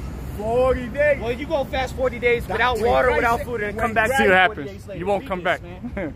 When Christ said, We about to go back. This to is Revelation. Proverbs chapter 30, verse 4. brother, when Christ said, what is the Who first hath thing ascended that up into heaven, or descended? Yep. Who hath gathered the wind in his fist? Who hath bound the waters in a garment? Who hath established all the ends of the earth? What is his name, and what is his son's name, if thou canst tell? What is his name and what is his son says? If thou can tell, meaning that the men of the Lord, the prophets, get Amos 3:7 now, are gonna know I see what you mean. the name. It's not what I mean. It's what the name Bible of- says. The name of Christ is Emmanuel. Yeah, but his name, he wasn't English. Was he from Britain? That means God's with us. Emmanuel. Emmanuel was Why not is his the name name. of God? That's a meaning. I can't give you that. Why not? I'll tell you. How about Shem Yahushai? How about that? That's the name. Yeah, how about Shem Yahushai? That's a name. That's the name. See, it's not for you. Brother, Yeah. The name of God is El. All right, whatever. All right. Let's go back to Revelation. The old Hebrew. And with that- is- hey, you Puerto Rican. Okay, go ahead. You Puerto Rican. The old I'm an Hebrew is Israelite. like a Spanish. I'm an Israelite. This is Amos.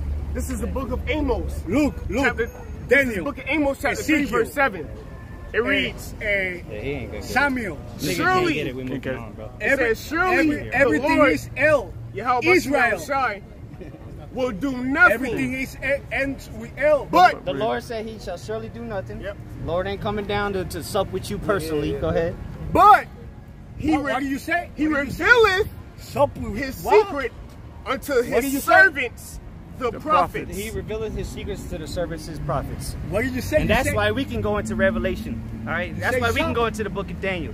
We can go into these breakdowns. We can go into the deep, dark sayings of the scriptures. Because what? We're the prophets of the Lord. We're the servants. Humbly saying that, but that's what the reality of this thing is. And the Spirit is Prove it. making it Yeah. making it known. Yeah. Like Kanye said, you ain't got the answers, Sway. Okay, look. So let's go back. Now we're going to go back to Revelation chapter 6.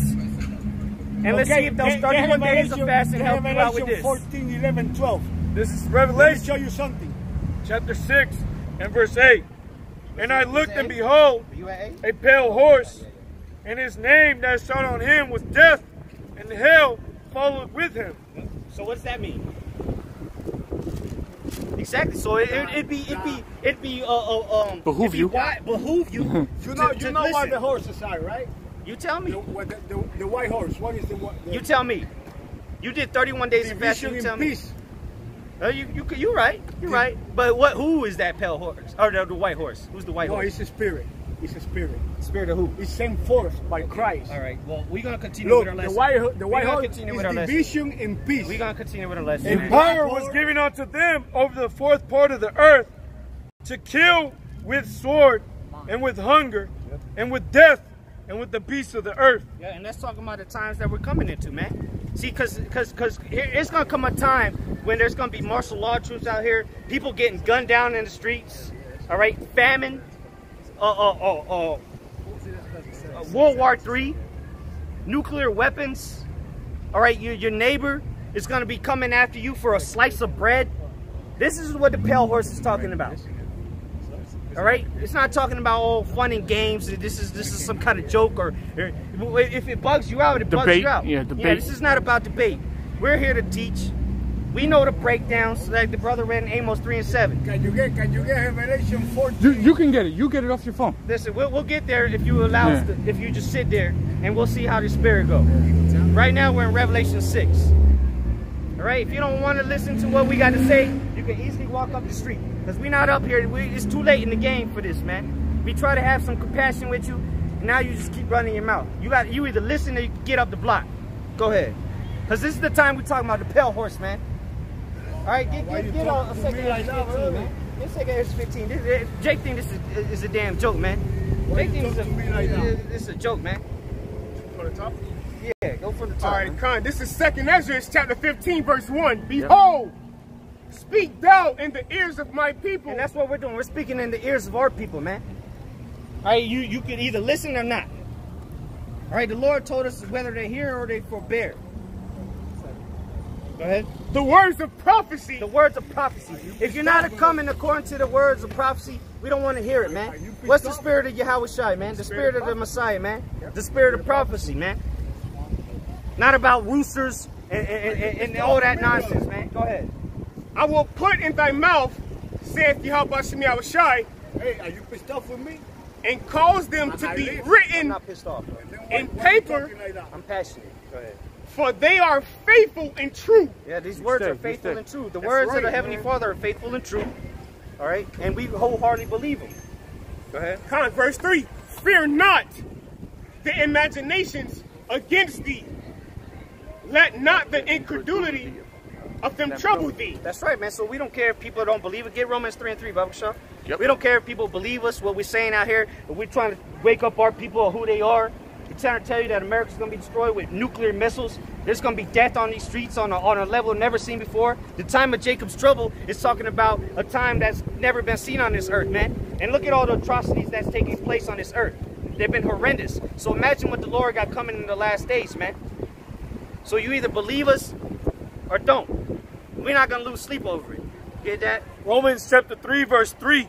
For what if some did not believe? Shall their unbelief make the faith of the Most High without effect? Yeah, so what if someone does not believe, man? You know, we're not up here for what you say last night about the questions, the questionnaires. What's your favorite car? We don't care. Look, we all got stories. We're not out here for our own personal stories. We're out here to tell you what the Bible got to say. If you want to listen, cool. Sit there and be quiet. If not, man, keep it moving. Too late in the game we're not playing ping pong with people, man. You either get it or don't. Like the apostle say, if a nigga can't get it, we moving on, man. Whether you're Chinese, black, whatever, however the hell you look like. If you can't understand what we're saying and you don't want to shut the hell up, then keep it moving, man. There's a bar over there. There's a whole stadium over there, and there's all kind of shit you can do around. Women here, all around. Yeah. Finish that up. Finish that off. Romans. Yeah. The next verse. Verse 4. God forbid, yea, let the Most High be true, but every man a liar. Yeah, let the Most High be true, but every man a liar, man. I don't care about how many chickens you slept next to 31 days fasting, which that was probably, I mean, I wasn't there with him, so I can't say he's lying about it, but, man, let somebody try 31 days of fasting. Yeah. I don't know what he considers fasting is, but come on, man. We don't care. First of all, what are you trying to glory about 31 days of fasting? That's irrelevant.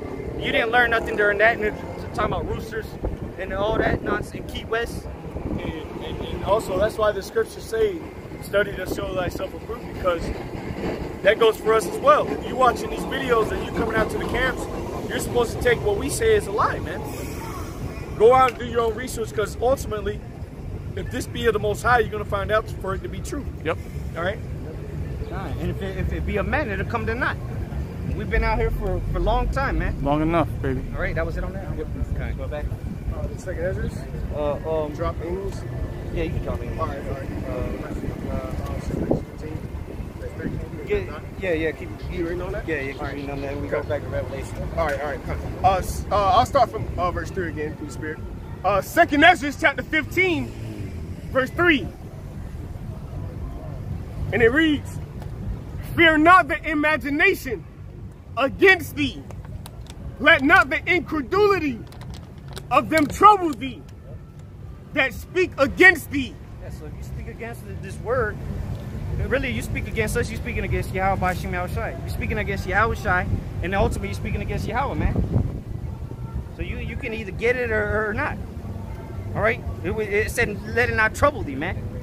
I don't feel no type of way because a nigga don't understand what I'm trying to tell him. I'm trying to tell you that we are the lost tribes of Israel, and you're talking about chickens and roosters, man. Trying to profess your own knowledge. That's how you become fool, man. Yep. Go ahead. Verse 2. Stop. Verse 4. For all the unfaithful shall die in their unfaithfulness. Yeah, all the unfaithful shall die in their unfaithfulness, man. So guess what? If you don't believe it, you're gonna die not believing it. Yep. Until them nuclear missiles is about to drop on you. All right. When you see them chariots in the sky and people getting butchered in the streets, then you might understand. Some people are gonna start believing when it's too late. Yeah. Yeah. Yeah, you should have got it when you should have listened. And that's really not belief. Con, no that's faith. Not belief, man. It's not faith. Because seeing, Esau like to say, seeing is believing. Yeah, even though Yahweh did say unto Thomas, you know, blessed are they that believe and have not seen. But what? He was an actual sincere man. All right, he was a faithful man. And just in that situation, he lacked faith, but he wasn't unfaithful. He was raised up, man. Yeah, he was raised up, man. Yeah, exactly. He was still part of the 12. Yep. The Lord didn't cast him off. But if a nigga can't get it, man, to hell with him. I'm not sit here for an hour trying to debate, and he just want to keep talking. Hey, if I may add this to the Spirit, you know, when we speak to the people, even in our, you know, in our personal life, all right, the things we go through in our job. When we speak to the people, we're planting seeds, man. All right, because all of us, even all us brothers up here, we came into the understanding by the seed being planted, and the Most High gave us the increase, and that's why we started to operate off of this thing, man. It wasn't just sitting on our ass. We actually grew, and that growth come through Yahweh Bashim Yahushai, man. You see? Because when we out here speaking, we're planting seeds in the ears of the people, whether they want to believe it or not. But guess what? This day is going to come up upon them. It's going to come, and when it come, Lord's will, they've been doing what they had supposed to do when we planted that seed. Lord willing for them. Because at the end of the day, we did our work. That's our labor. That's why we go out, man. So I just wanted to say that through the Spirit. I've been meditating for a minute, not to get off topic, Slocky, brother. I just wanted to speak, because even that, we're planting seeds, man. This is the work of the Lord. Stony ground. Yeah. And we're not, you know, we're not. Yeah. We tell you, we'll deal with you if you want to listen. If not, then, come on, man. Yahweh Bashim Yahushai is going to increase you, man, to keep coming out. The fear is going to be on you. The fear of Yahweh Bashim Yahushai is going to be on you to keep coming out, man. Yep. It shouldn't take for that last day for thousands of people to come up. But unfortunately, according to prophecy, thousands upon thousands of people going, what? Because we're planting seeds. We planting seeds out here, man. The Lord doing the watering. And guess what? For a lot of years, it's been a lot of unfruitful, man. You know, just withered away. Yeah, exactly. But it's coming a time where faith is going to flourish, man. That's the times where we're coming into great fruit. So what? The Lord is not unrighteous to forget your works, man. I just want to say that through the Spirit, you know? Beautiful. Your paw. The scriptures tell you not to be concerned with the wicked, man. If a nigga don't want to understand or even listen, man, then whatever, man. That's why we're starting to speak in these codes and stuff now. Now we're starting to give out less information. And if you don't agree with it, then you don't have to be part of this fold. Simple as that. You ain't got to be part of Great Millstone. Simple as that. Drive around your car and scoff out the window. Hey, you get to do drive-by scoffing. Go back to that Revelation 6. Revelation chapter 6, verse 9. And when he had opened the fifth seal, I saw under the altar the souls of them that were slain for the word of the Most High. Salakia. Revelation 6, verse 9. Revelation 6, verse 9. And when he had opened the fifth seal, I saw under the altar the souls of them that were slain for the word of the Most High, and for the testimony of which they held. Yeah, and the first one to get slain was James, the brother of John, man. For the testimony of the Most, or for the for the word of the Most High and the testimony of Yahweh, because the prophets, they died in the ancient world, but who was the first one to get killed? It was James, the brother of John. You know, which is in Acts chapter 12. Go ahead. 12:1. And they cried with a loud voice, saying, How long, O Lord, holy and true, dost thou not judge and avenge our blood on them that dwell on the earth? That's right, man. So the Lord, ultimately, he's going to avenge the blood of them that dwell on the earth. Some other heathens. Get Revelation 14:3. Or 13. 14 and 13. Yeah, man. Read that again, Baba Shah.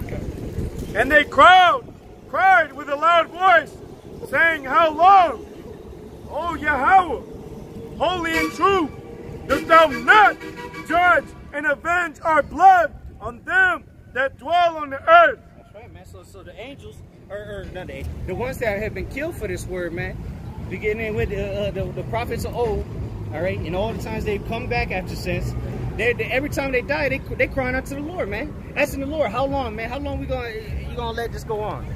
All right. Hey, if I can say, ultimately, we right now in Ezekiel 9:4, man, on the highways and the byways sign and crying for all the crap that we got to go through out here, man. Yeah, crying all the oppression we got to go through, man.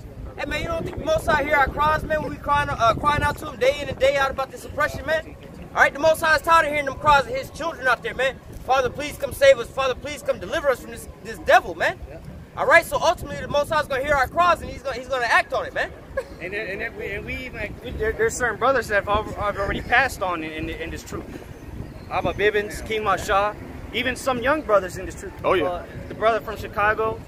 Plenty brothers. I believe there was a brother from DC that he passed on, or he went to sleep, so to say. Con. You know.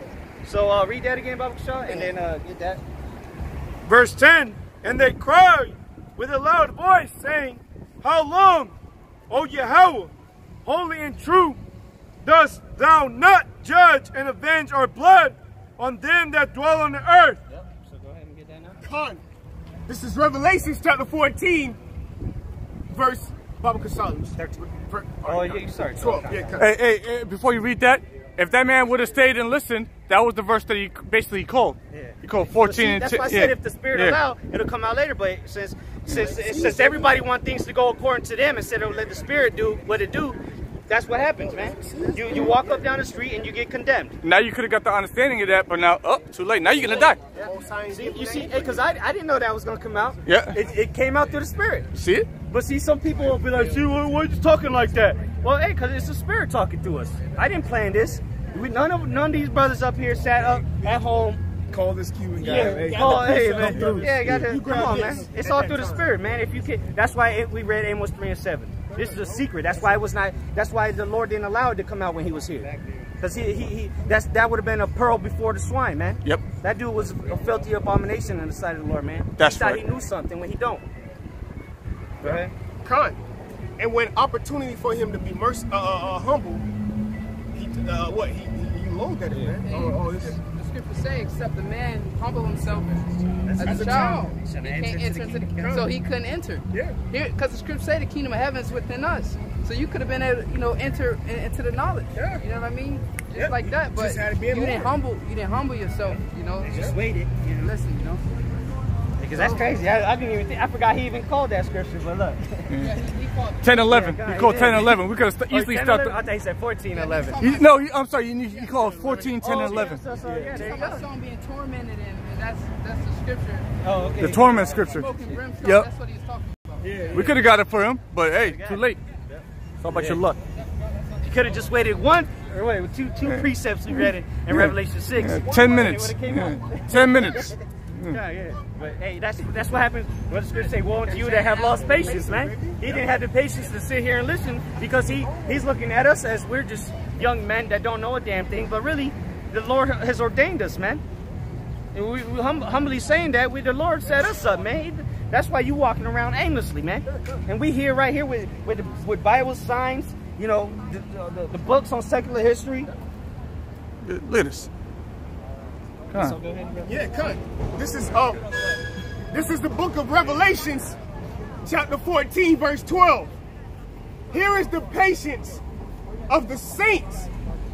Here are they that keep the commandments of the Most High in the faith of Yahushua. And I heard a voice from heaven saying unto me, write, blessed are the dead which die in the Lord. Blessed are the dead that which die in the Lord. Like we just read in Revelation chapter 6. All right, about the souls of them that were slain for the word of the Most High and for the testimony which they held. What's the testimony, man? The testimony of Yahushua, man. All right, go ahead. Con, it says, right, blessed are the dead which die in the Lord. Yep. From henceforth, yea, saith the Spirit, that they may rest from their labors and their works do follow them. Yeah, because what? When you die, so to say, you're resting, you're sleeping. But your work's still gonna follow you, man. You're still gonna be rewarded for what you did after you die. You know, like to say you die as a martyr on this side, guess what? You're still gonna be rewarded. Yeah, exactly. Your treasures are being laid up in heaven. They don't die with you like these Egyptians think. You know, they try to get buried with their gold. And then the motherfuckers come in there and bust the coffin open and take it. Hey, if I can say this, the scripture say the spirit of the prophets is subject unto the prophets. So I mean, let's say the prophets beforehand they died, their work still followed. They still here today doing the same thing they've been doing from back in the days, man. Laying up the same treasures in heaven. Same thing, man. They just continuing on. Spiritual 401k is popping. 144K. Excuse me, Salakia. You know, we got better perks. Yes, indeed. Go ahead, Akim. Yeah, hey, brother. Their work going back into Revelations. Their works do follow. This is Hebrews chapter 6, verse 10. For the Most High, I'm going to start verse 9 through the Spirit. But beloved, we are persuaded better things of you in things that accompany salvation. Though we thus speak, for Yahweh Bashim Yahushai is not unrighteous to forget your work and labor of love, which ye have showed toward his name, and that ye have ministered to the saints and do minister. No? Kind. Hey, so through the Spirit, the Most High is not unrighteous to forget your work. This labor is not a labor of vanity, man. All right, this is a labor of gain. You got. Finish off. Yeah, it's like. Sorry, finish off with your. Yeah. This labor is a labor of gain, man. All right, when we out here speaking, we're confirming souls, man. Everybody can't do this, man. The Most High is not unrighteous to forget that you presented your body as a living sacrifice, man. Right. To stand up for the truth. Here it is. Everybody love God, believe in God.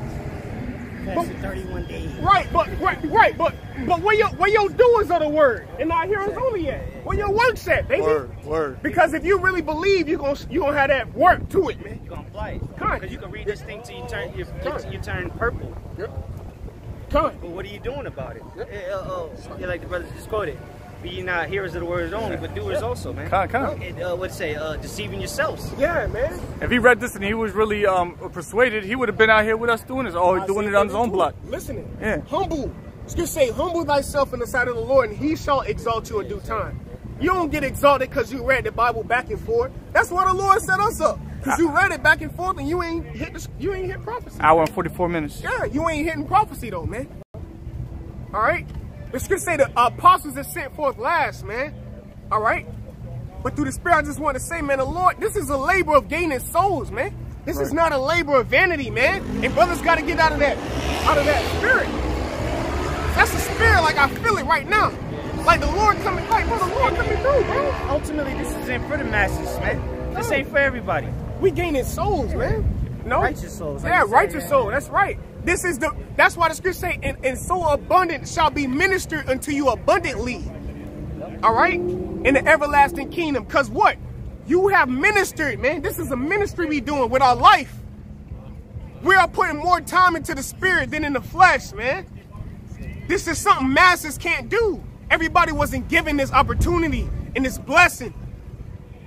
This is a price. This is very precious. And like I said, brothers gonna see the preciousness and the value of this truth in these last days, man. Because faith gonna flourish, man.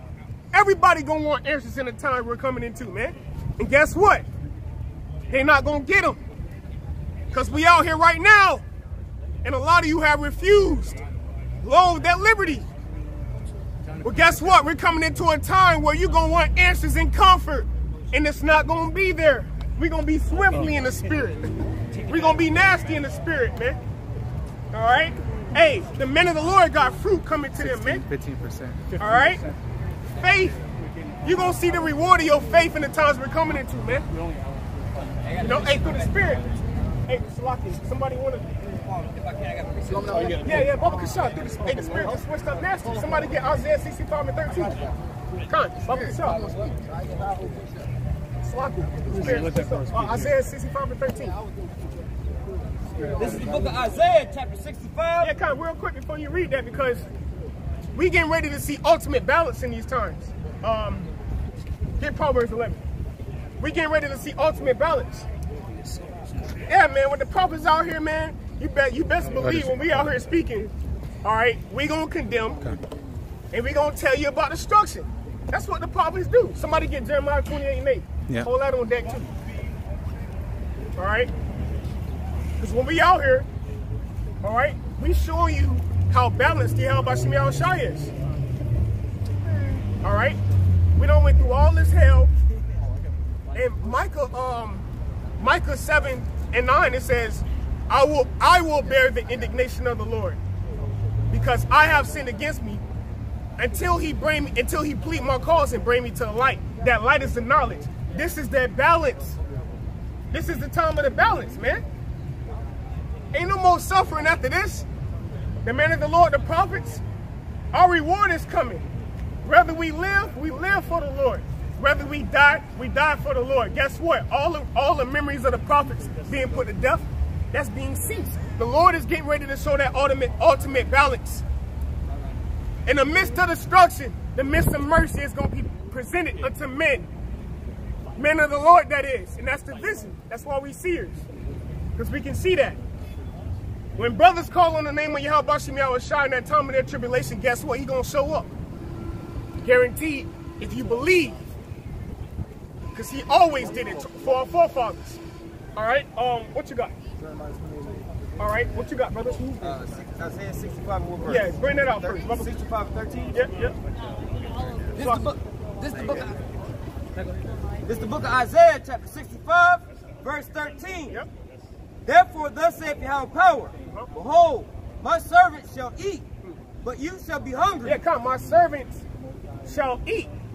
We're coming into a time where eating is not going to be available, man. It's failed miserably. Hey, that's his spirit. Failed. TKO. And what's his name? Ruiz? Yeah, Ruiz. Ultimate come up is coming in these last days. Undercard, bitch. A wild card getting ready to be thrown at America, man. Upset. Upset is getting ready to be thrown to American youth. And the beauty, that's going back to that balance, baby. The beauty of this is that you can't see it. Yeah. The spirit, the spirit. Sorry, go ahead. It's Isaiah chapter 65, 5, verse 13. Therefore, thus saith Yahweh power. Behold, our servants shall eat, but ye shall be hungry. Behold, our servants shall drink, but you shall be thirsty. Yeah, come. We're coming into a time where ain't going to be all this availability, man. Job 5:19. You're going to be hungry. Job 5:19, that's right. You're going to be hungry and thirsty in that time. And destruction is going to be presented unto you. Go ahead. It says, behold, my servant shall rejoice, but ye shall be ashamed. Yeah, come. We're going to rejoice because destruction is everything we're craving for. When you eating the meat first, we eating the vegetables first, man. And that's going through the suffering. The meat is when shit really hit. We're going to rejoice, man. You're like, damn, bitch, I've been waiting this whole time. I've been ready for this.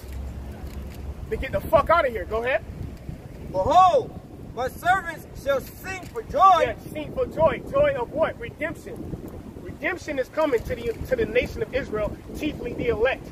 And that's what's going on. As judgment is presented, mercy is presented as well. Yeah. That's why you have the men of the Lord raised up in these last days, man. He's sleeping. Go ahead.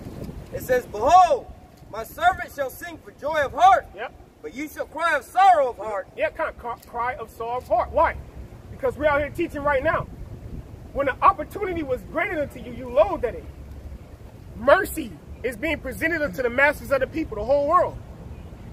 For the fear of the Lord. And his fear has always been forsaken. But the elect was going to get it, and the rest were blinded. Romans 11:7. Go ahead. It says, but ye shall cry for sorrow of heart. Yeah, trials and tribulations is coming to America. All right, your bishop ain't gonna tell you that. All right, but according to prophecy, they were going to have this. They was going to have it. Okay, they was going to have it in this time. But then the prophets who were sent for a laugh was going to get the truth. St. Matthew 13:11. All right, this is the mystery that you people cannot understand and comprehend with, man.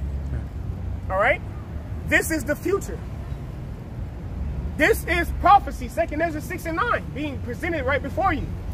The end of Esau and the beginning of it, they follow it. Beginning with the prophets.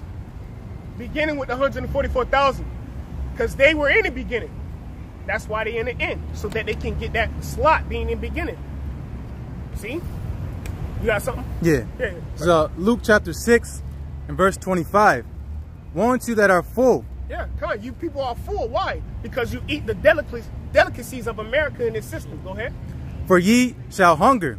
Right, you're going to hunger for the truth. This word is going to be silenced. Go ahead. Woe unto you that laugh now. Yeah, right. You people are laughing. You in great mirth in America. Everybody worried about how many points Stephen putting up. How LeBron going to do next season. Okay? Laughing because you just got a raise. Go ahead. For ye shall weep and for ye shall mourn and weep. Right, we're coming into some mourning and weepful times. Scripture say the time of Jacob's trouble, but he elect shall be saved out of it, man. And that's gonna be us scarcely. Not all y'all, but the elect. That's the remnant. That's why the spirit was so heavy on Apostle Rumlock to say, get it while you can, baby. All right? This is the time to be getting this truth. Get that oil.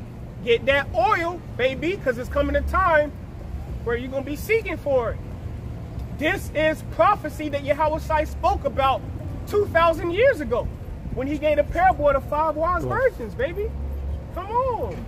Y'all thought y'all people been sleeping on the Lord. Like he ain't just... Come on, my man's died for the whole nation of Israel. You think my man's life is just nothing in vanity? The scripture says the Lord hath not been raised up, then our faith is made void. And I'm out here on faith.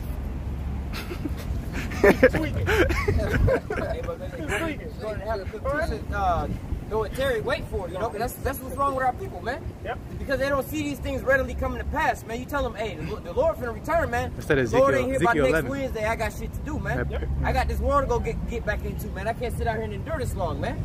But what, man? Ultimately, you gonna be still vexed, man. The whole creation going together, man. So what? You might as well wait up under this comfort, man.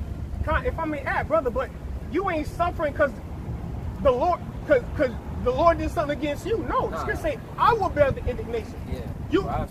You going through the persecutions, man, and the trials and tribulations of Yahweh Shemiah Shah because you sinned against him. But His mercy was going to bring you to the light. Go ahead. Where were you at?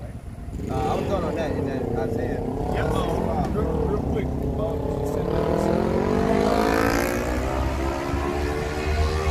got these people who just take the Yahweh Shai that he did for no account. Yep. This is in Hebrews chapter 10 and verse 29. Well, I'll start at verse 28. It says, "He that despises Moses' law died without mercy under 2 or 3 witnesses. Of how much sore punishment suppose ye shall he be thought worthy, who hath trodden underfoot the Son of the Most High, and hath counted the blood of the covenant wherewith he was sanctified an unholy thing, and hath done despite unto the Spirit of grace." So they made a comparison between, dying under the law of Moses, and then, those that despise the law, they perish. So what more, the sacrifice that Yahweh Shai made?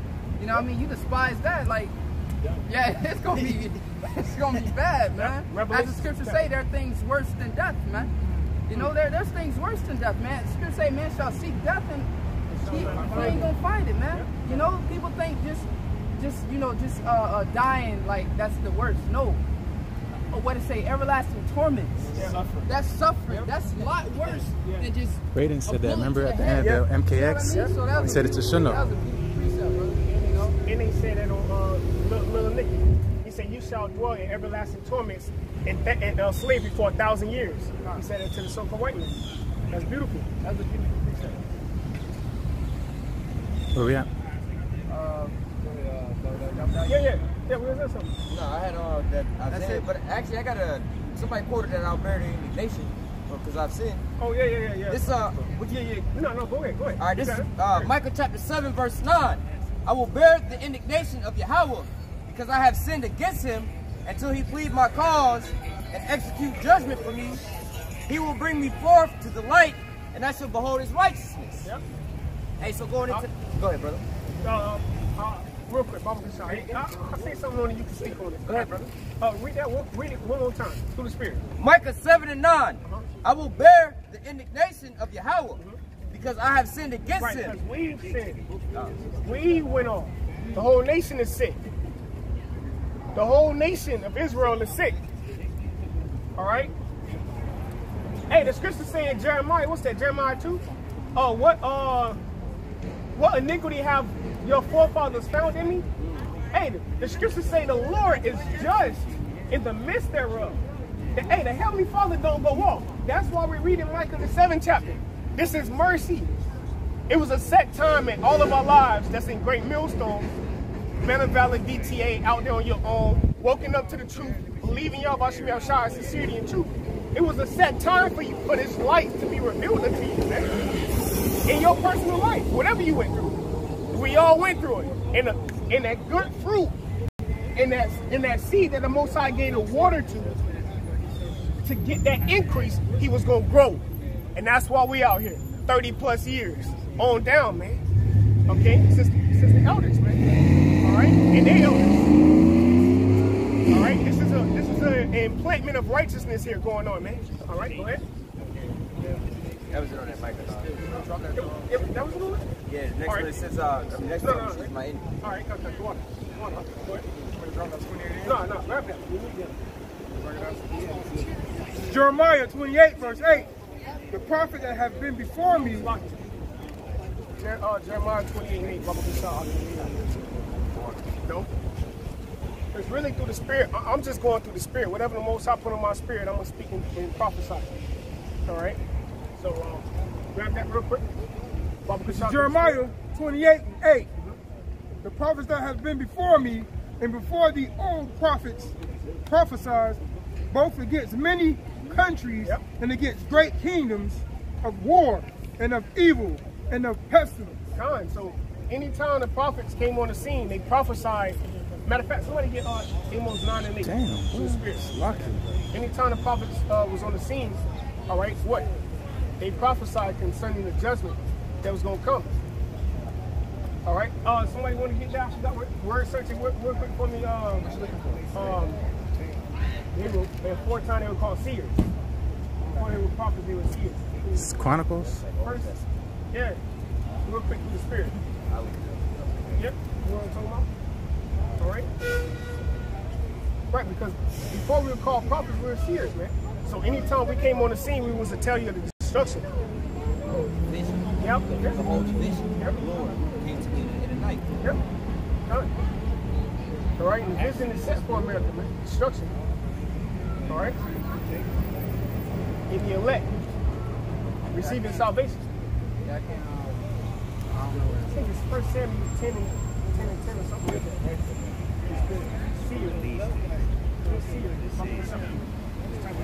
I got something in 2 Kings 17 and 13. It's, I don't think it's political, but everything goes to the same point. It says 2 Kings 17 and 13.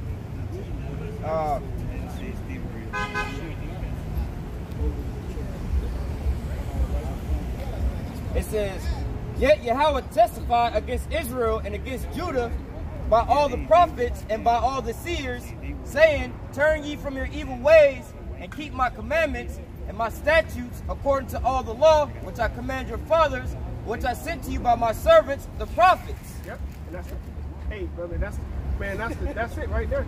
That's why we're here, because our nation have for a long time going back into the split of Jeroboam and Rehoboam. And you're going to the northern and the southern kingdom splitting, right? All right. This is 2 Kings chapter 17 and verse 13. All right. So pretty much through the Spirit, you know, anytime the prophets came on the scene, it was, hey, what should you say? Comest thou peaceably? Oh, that was Saul, Samuel. Hey, so anytime the prophets came on the scene, that's why I wanted you to hold that Jeremiah 28 and 8. The prophets of people, because when we're on the scene, this is the end of that wicked kingdom, man.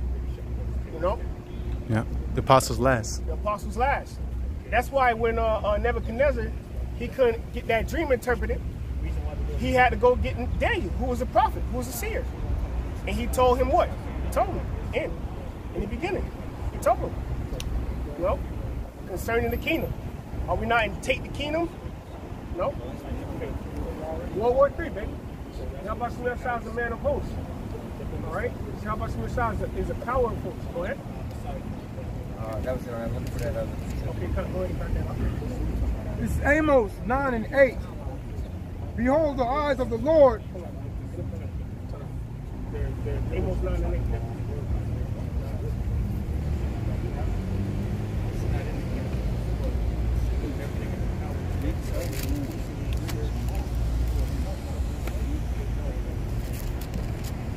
Y'all brothers got it? All right, go ahead.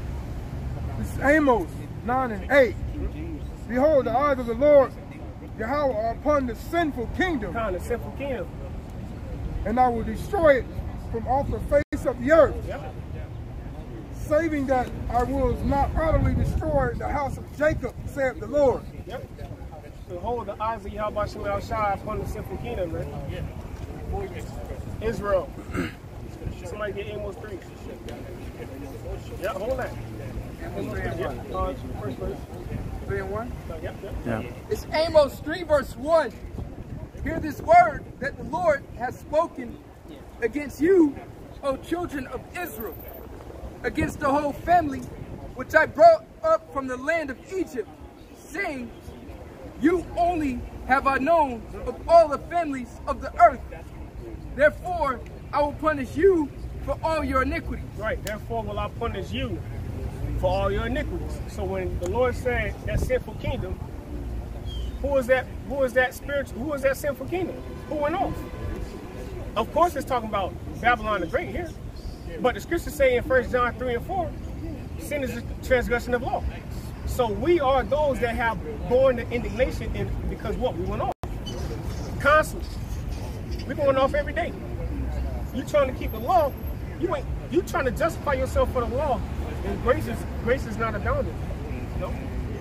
Yeah, I found that comes out. Yep, this is 1 Samuel chapter 16 and verse 4, just to get to the point. And Samuel did that which Yahweh spake, and came to Bethlehem. And the elders of the town trembled at his coming, and said, Comest thou peaceably? Yeah, come. Yeah, so that's what the people say to us right now, man. Yeah. What's the good message? What's the good news? Yeah. Well, the good news is that this is the last time the nation of Israel will be in captivity. I think it was Jeremiah, Ezekiel said, is he a homeborn slave? No. This the last time we're going to be in captivity. That's the good news, man. We're going to have rest for our labors, all the prophets. Everybody going to get their reward. And how Shai going to have his kingdom on heaven, his kingdom in heaven on earth. The will of the Heavenly Father that's done in the heavens will be on earth. I got you. Yeah, I got something? Yeah, we just spoke with the Spirit. Earlier. Isaiah 54, verse 7. For a small moment have I forsaken thee, but with great mercies will I gather thee. For a small moment. That small moment was everything that we have been through, all the captivity. All the, because the Scripture said a day to the Most High is 1,000 years, right? The Scripture said a day to the Most High is 1,000 years. So when he said for a small moment, a small moment? God damn, what about the Assyrian captivity, Babylonian captivity, the Roman captivity? Okay? All right? And so forth and so on, man. All right? To the captivity to the day. Are you not in captivity? Is Jacob a homeborn slave? This is a new. God, go ahead. This is real quick before you read that. This is a little wrath. Okay? This is a little wrath. Right? Go ahead. It's Jeremiah chapter 2, verse 13 and 14. 13 through 15. For my people have committed two evils. This is Jeremiah chapter 2, verse 13.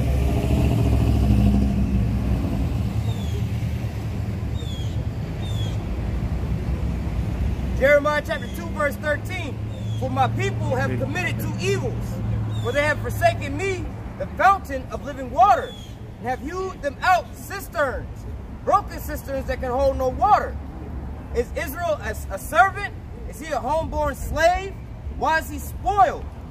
If I may say real quick, you know, waters, our body, you know, consists of what, 70% water? We need water every day. The scriptures say Jacob have forsaken the fountains of living waters.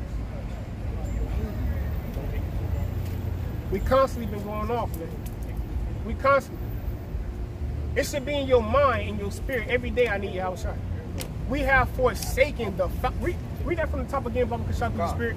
This is Jeremiah chapter 2, verse 13. Yep. For my people have committed two evils. Real quick. So this is evil. This is evil in the sight of your father.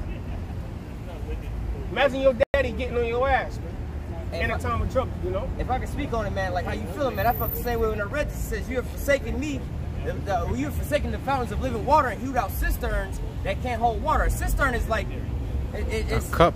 Basically like a cup, yeah, or what they have, back in the days, caves, they would reserve water, have a water reserve, all right? Now, on the planet Earth, we're supposed to have natural running water, man. Well, you have these damn water treatment plants, you got to put the chemicals in there, you got to treat all the water, you get bacteria in there. Why? The Most High gave you running natural waters with running minerals and everything in there. It was living water. But wait, yeah, but going deeper than that, it's like you forsaking the living power. You didn't need to sit here and put no additives to the Most High. You didn't have to add him with anything else, man. You had it was just flowing. All you had to do was, he leads me by the still waters. When you're thirsty, put your head down and just drink, man. The water ain't flowing all extra hard. You don't get swooped up in it. You don't got to clean the water. Put your head down there and drink. Same likewise with the Most High. When you need something, just ask me for it, man. But no, our people want to go out to these heathen and go to these other gods and stuff. You got to jump through all these different damn loops just to go back to the Most High anyway. All right, so that's what the Most High says. Like, my people are fucked up. Here I am the one power. Everybody else got to go through loops to get to me. I'm only fucking with you directly, but yet and still, huh? Yeah, go ahead, keep talking. But yet and still, you want to go to these heathen who got to go to a different person to go through. It's like, I'm the plug, I'm the main drug dealer, and you got a direct to me. But you want to go over to the other dude and keep getting taxed. Like, what kind of shit is this? All right? So let me just read this one more time. Jeremiah 2 and 13. For my people have committed two evils. They have forsaken me, the fountain of living waters, and have hewed them out cisterns, broken cisterns that can hold no water.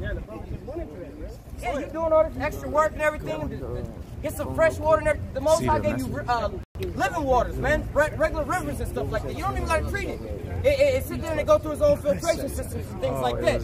You just go over there and drink it. But now we got to have water treatment plants. Now you got contaminated water and so on and so forth. This is twofold to like the Most High, man. You had the ultimate power, a direct link to it. But now you want to go out to these other nations, these other heathens, and bow down to their gods, which are no gods anyway.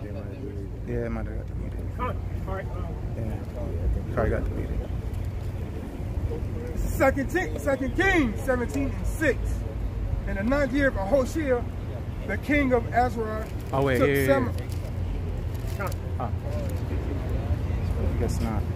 took Samurai and carried Israel away into Azra and placed them in the harbor by the river of Gozan and the cities of Medes. For so it was that the children of Israel had sinned against the Lord their God, which had brought them up out of the land of Egypt, from under the hand of Pharaoh, king of Egypt, and had feared other gods. Constantly going off. Go ahead. And walked in statues of heathens, whom the Lord had cast out from before the children of Israel, and of the kings of Israel which they had made.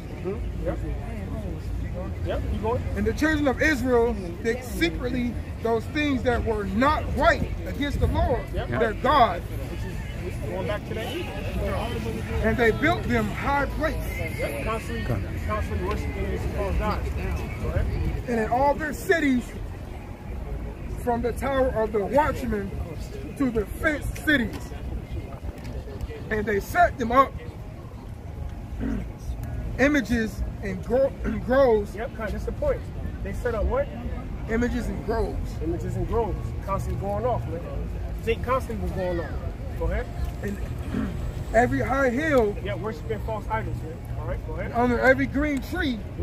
And there they burnt incense in all the high places, as did the heathens whom the Lord carried away before them, and wrought wicked things to provoke the Lord's anger. Yep, go ahead. For they served idols, wherefore the Lord had said unto them. Yeah, that's they what? They serve idols. Constantly serving idols, man. Idolatry. Going off. You know? That's it on that. I got one to back you up on that. This is the book of Joshua, chapter 24, start at verse 14.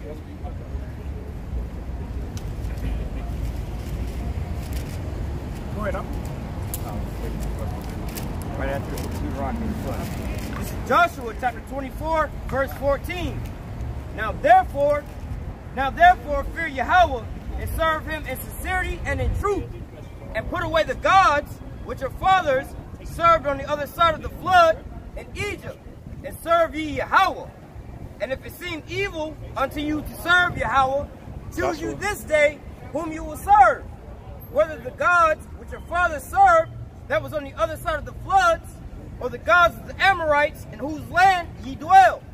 But for me and my house, we will serve Yahweh. All right, and speaking on that, it's just like what the brothers were going into and reading over here, man. All right, going back to that precept I brought out in Jeremiah, hey, man, they forsaken the living waters, and they hewed out these cisterns, right? You had a living power, a living God. You had the God that went to the land of Canaan and destroyed all those damn heathen and put you into their land, but you want to go and do the same thing that they was doing, all right?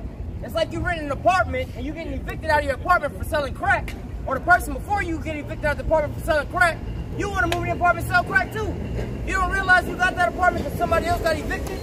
All right, so you don't want to go do the same thing that they was doing. All right, but this is a cycle our people keep doing, man. Follow after the heathen, follow after their idols, and then wonder why we be in this fucked up position, man. That was it on that. Go ahead, brother. All right, we give all praise to you. How about Shema Shai, about Shema Kakadash? And as we all know, we understand, matter of fact, in Revelation 19:10, yep. We live in a time of prophecy, and right now prophecy is being fulfilled as we speak. Okay? The word before, the mystery that's been hidden from the beginning of the world is now coming to pass. Can you give me Colossians 1:26, Brother Michelle? All right, you got that all? Yep. Are you reading, Brother Michelle? This is Revelation, chapter 19, verse 10. And I fell at his feet to worship him. And he said unto me, see thou do it not. I am thy fellow servant of thy brethren that have the testimony of Yahushua. Right, so that's the holy angel talking into John the Revelator, who got a revelation, all right? Matter of fact, can you give me Revelation 10, I think the second and last verse, Brother Bishop? Colossians 1:26. Give me that one more time, Brother Bishop. Revelation 19, verse 10. And I fell at his feet to worship him. And he said unto me, See thou do it not. I am thy fellow servant, and of thy brethren that have the testimony of Yahushua, worship the Most High. For the testimony of Yahushua is the spirit of prophecy. So when you're dealing with the Bible's dealing with the prophecy. You have the Old Testament, the New Testament, you have the Apocrypha. And there are many prophecies written in the Old, New Testament, and the Apocrypha that's going to come to pass while we live in today. But that's what the angel was telling John the Revelator. The spirit of Yahushua is the spirit of prophecy. That's the spirit of a power. I can tell you things that are going to happen prior to it happening. And before that, I'm going to choose you out of the world to preach my word of what's to come, and I'll give you salvation. That's love. And I'm going to die for you to get that. But now the time is coming to pass where these things are being fulfilled, and the prophets are here today. You get that from me, Michelle? It's Revelation 10, verse 8. And the voice which I heard from heaven spake unto me again and said, Go and take the little book which is open in the hand of the angel, which standeth upon the sea and upon the earth. And I went unto the angel and said unto him, Give me the little book. And he said unto me, Take it and eat it up. It shall make thy belly bitter, but it shall be in thy mouth sweet as honey. And that's talking about what? The words inside this Bible. So we understand all of the accolades and all of the attributes and things that's going to come with us ministering to the Lord and being descendants from Abraham, Isaac, and Jacob. That's the sweet part of it. But then the bitter part of it is knowing the tribulation that you got to go through, the afflictions, okay? People becoming your enemies because you preaching the truth and you believe in Yahweh by Shem Yahushua. Why you think Yahushua said, know that the world hated him before it hated you? All right? And that's the same afflictions that the prophets that had to go through. You same book you reading, don't you know that some of these men have died for the word? So as you come into this ministry, you understand people are going to hate you because you're going to tell them of the prophecies to come. But that's the spirit that we have to be in. Okay? Because it said the same thing to Ezekiel. It said, make your head like flint. Make your head hard like theirs. All right, go ahead up. Verse 10. And I took the little book out of the angel's hand and ate it up. And it was in my mouth, sweet as honey. And as soon as I had eaten it, my belly was bitter. Right. Verse 11. And he said unto me, Thou must prophesy again before many peoples and nations and tongues and kings. So that's what the angel was telling John the Revelator. Because John the Revelator, he died on the island Patmos, okay? He died there. So he said, you're gonna prophesy again. Well, you had prophecies that were concealed for almost 1,000 years. More than that. You know, I said 1,000 years, so to say. That was after Yahushua passed, after 70 AD. You had the Dark Ages. Some things were sealed. Then Satan had to be loose. Going back to that Renaissance. So there's certain things that haven't happened that go to show you that the prophets are here again today. Whether it be John the Revelator or Paul. 1 Corinthians 14:1. Follow after charity and desire spiritual gifts, but rather that ye may prophesy. But rather that we may prophesy. And that's what these churches don't teach these people today. Because they are false prophets. They prophesy of peace. What the scripture said, when they said peace, peace, peace, then comes sudden destruction. So now they won't have no cloak for their sin, because the Lord said, if I had not come, then they have a cloak for their sin. But because I have come, they have no cloak for their sin. How was Yahushua here? What the Lord said, I speak through the mouth of my prophets. That's why Yahushua spoke to the wicked scribes and Pharisees. He said, you slay the prophets and lay their bodies by the sepulchre. That's all they doing. TD snakes, let's go take your dollar. Even all these so-called evangelists on these Christian networks. They're false prophets. The real prophets are out here on the highways and byways right now. That's how you make yourself a living sacrifice, not in the confinements of your home. Paul had to go on journeys to send the word out. We can sit inside our house and do videos, but we still obligated to go out to the highways and byways and bring them up to the marriage. That's the whole purpose of us coming out here. So that in that day, we pray that y'all blood, not saying y'all in general, but whoever's blood, whoever they not listening to, that their blood be off our hands. Now we tell you the truth, and you come to the fold. Now your hands on the plow. Don't take it off, or Lord take the spirit off of you. And now Esau never wanted you. Now the Lord ain't dealing with you. Now who you got? You know. This is Colossians chapter 1, verse 26.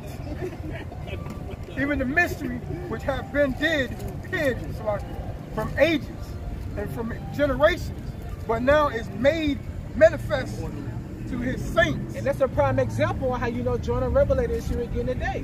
Because they say you shall prophesy again before many. Matter of fact, it's a part in Revelation when he saw the mystery of Babylon. They said John the Revelator was marveled, and the angel was like, "Why be you marveled? And she shall be destroyed in an hour." Roughly paraphrasing. So that goes to show you that John the Revelator wasn't lit. So like John the Revelator didn't understand what the mystery of Babylon was, which is America today. All right. That was it on that. That's all.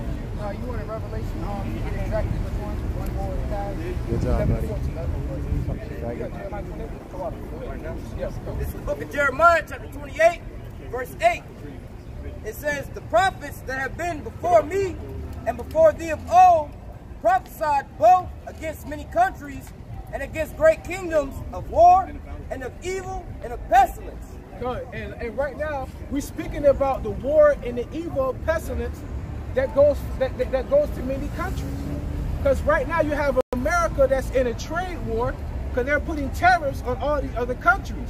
But little do you know, and they up the prices on these imports, okay, even the exports, that everyday food that you buy inside the store is going to go up in value. But the dollar's being devalued. So right now the prophets are telling you that the mystery of Babylon is going to be destroyed. But not just by thermonuclear fire first, it's going to happen with the economy. All right? Because when you go to James, the 5th chapter, it speaks about, it said, how you old rich man? It said your riches, they are cankered. They are moth-eaten. Why is that? Because the money that America has, that they built up, is from slavery. It's blood money. So the Heavenly Father, a lot. That's why even when King David slaughtered all those Philistines, all those Canaanites to get into the well, basically, after we got into the kingdom of heaven, well, not the kingdom of heaven, Israel, the Lord said, you cannot reign here because there's too much blood on your hands.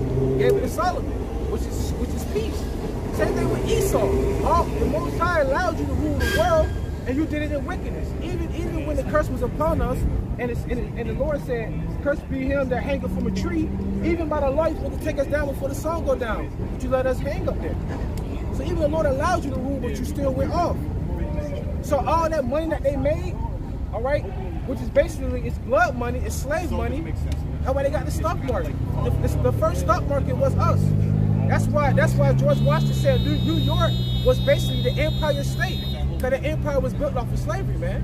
So this land is defiled. So the Most High said it can't be cleansed except for him who shed it. So we the prophet to tell you how America's gonna be destroyed, and that goes right back to the mystery of Babylon. You got something in particular? For that, for the God. Can you read Revelation, 17 and 1? Okay, come. Read that for me real quick. This is the book of Revelation 11, verse 14. The second woe is past, and behold, the third woe cometh quickly. And that's talking about the World War III. Yahweh shall say, he shall tell you when the end shall be. There shall be wars and rumors of wars. Because here it is, you have America putting tariffs on Mexico. All right, talking about, because if you want to stop all these immigrants coming in at this set date, we're gonna increase like 25% tariffs. But guess what? Now you're hurting the Chevy dealerships. What about the avocados you put on your tacos at Chipotle or whatever you put on? All that's gonna go up. Tequila, okay? Jake love tequila. Taking shots, get you a little breezy. Oh, it's gonna cost you extra money now to get that. You hurt. I may say this. I work with boats, and a lot of these new boats that are coming in, they have a lot cheaper parts that are coming on the boats, because these companies that used to buy these parts from China are now having to outsource to other companies that are selling them cheaper from China, because China's products are and Mexico's products are, the tariffs are going up, so it's bringing the prices up of certain things. Which explains why China say they want to move some of their business to Russia, because they in the middle of a trade war with America. Because the price is going to rise, so you got countries that actually, fucking companies that actually went to China, but now they thinking about going to Russia because, like you said, the price is going up on China's, merchandise, so to say. And that's beautiful, because if China set up shop in Russia, that also can undermine the tariffs and the sanctions of other countries. Because guess what? Even though it's a China-based product that's made in Russia, you can't tax me on that because it's not being exported from China. So that's game right there. I respect that.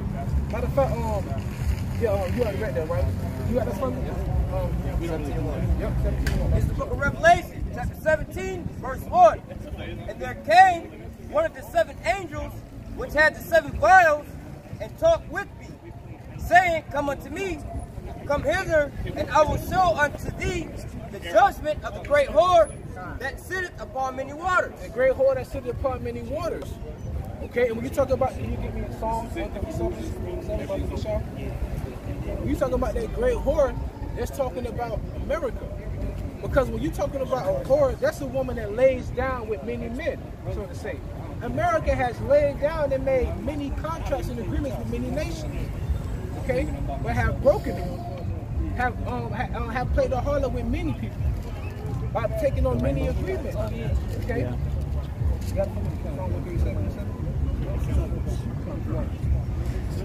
This is Psalms 137:7. Remember, O Lord, the children of Edom, right? The day of Jerusalem, right?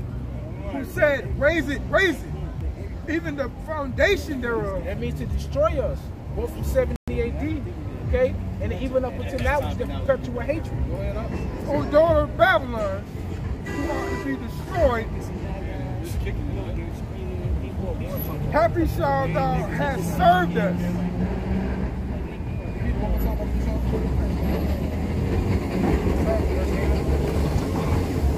Verse 8, O daughter of Babylon, who ought to be destroyed. Right, O daughter of Babylon. The daughter of Babylon who ought to be destroyed. Okay? Go ahead. Happy shall he be that rewardeth thee as thou hast served us. So that goes to show you right there. Can you give me Isaiah 47:1? What are you talking about? Oh yeah. Isaiah 47:1. We're talking about the mystical whore of Babylon, when it said that Edom is the virgin daughter of Babylon, because America takes on the philosophies of the ancient Babylonians. Okay?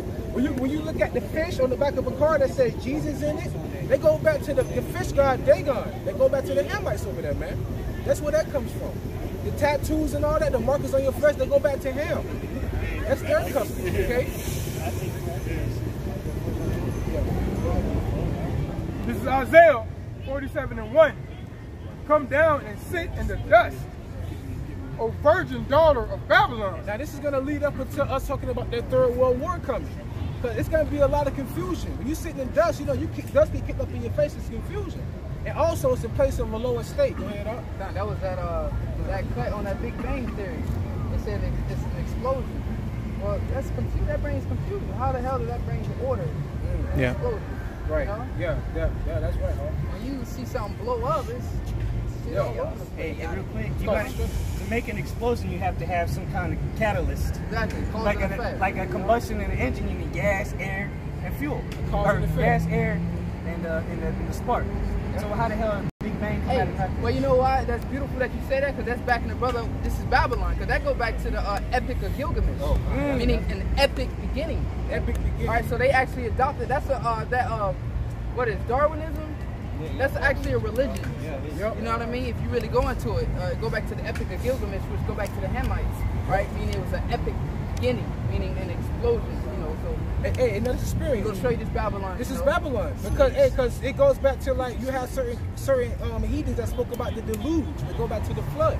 All right. Every early civilization has that story. Yeah, they all have. But they go back to the original story. Right. But all the other nations use their characters because they all got the story from Noah and his son. I was about to say the whole world got their The whole world got it from Ham, Shem, and so they just passed it on to their generation. Right. So, you know, they use their own characters according to their nation. And that's spiritual because, like I said, this is Babylon the Great, right? Well, the Babylonians and the Egyptians, they all descended from Ham. That's why the Lord also refers to this as Egypt. Okay? That's why it speaks about the Egyptian fighting against the Egyptian in that day. All right? Let's get back to that. That's the spirit. Yeah, Isaiah 47:1. Sit on the ground. There is no throne, O daughter of Chaldeans, for thou shalt no more be called tender and delicate. Right, you shall no more be called tender and delicate, because America is going to be deflowered, so to say. Think about that. America's going to be deflowered. America's going to be uprooted. America doesn't have any power in the world anymore. You understand that? Other countries who are allies with America is like, to hell with you. We don't care about your sanctions or your terrorists. We're tired of your pride. Okay, we're just gonna venture off to another form of another currency. You have the BRICS going on. They dropping the dollar.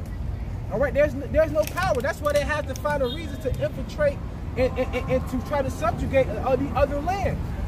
Here it is. You over in Venezuela. You in Mexico. You in Iran. You in Turkey. You in China. You in Russia. You in Libya. You in Egypt. The so-called white man can't damn rest. Why? Esau Edom. I'm sorry, Salaki. Let's be everywhere. Esau Edom. Hey, Esau's all the way in Antarctica where nobody's at. Nobody at. Playing seeds and shit, man. Hey, but like Habakkuk say, he can't be satisfied. He's like death everywhere he go, man. Right. That's why the third war coming through. And gather unto him all people to reign over them. Hey, that's the spirit. Yep. But they're going back to the you got that revelation. They go back to Babylon the Great. Finish that up real quick. Verse 2.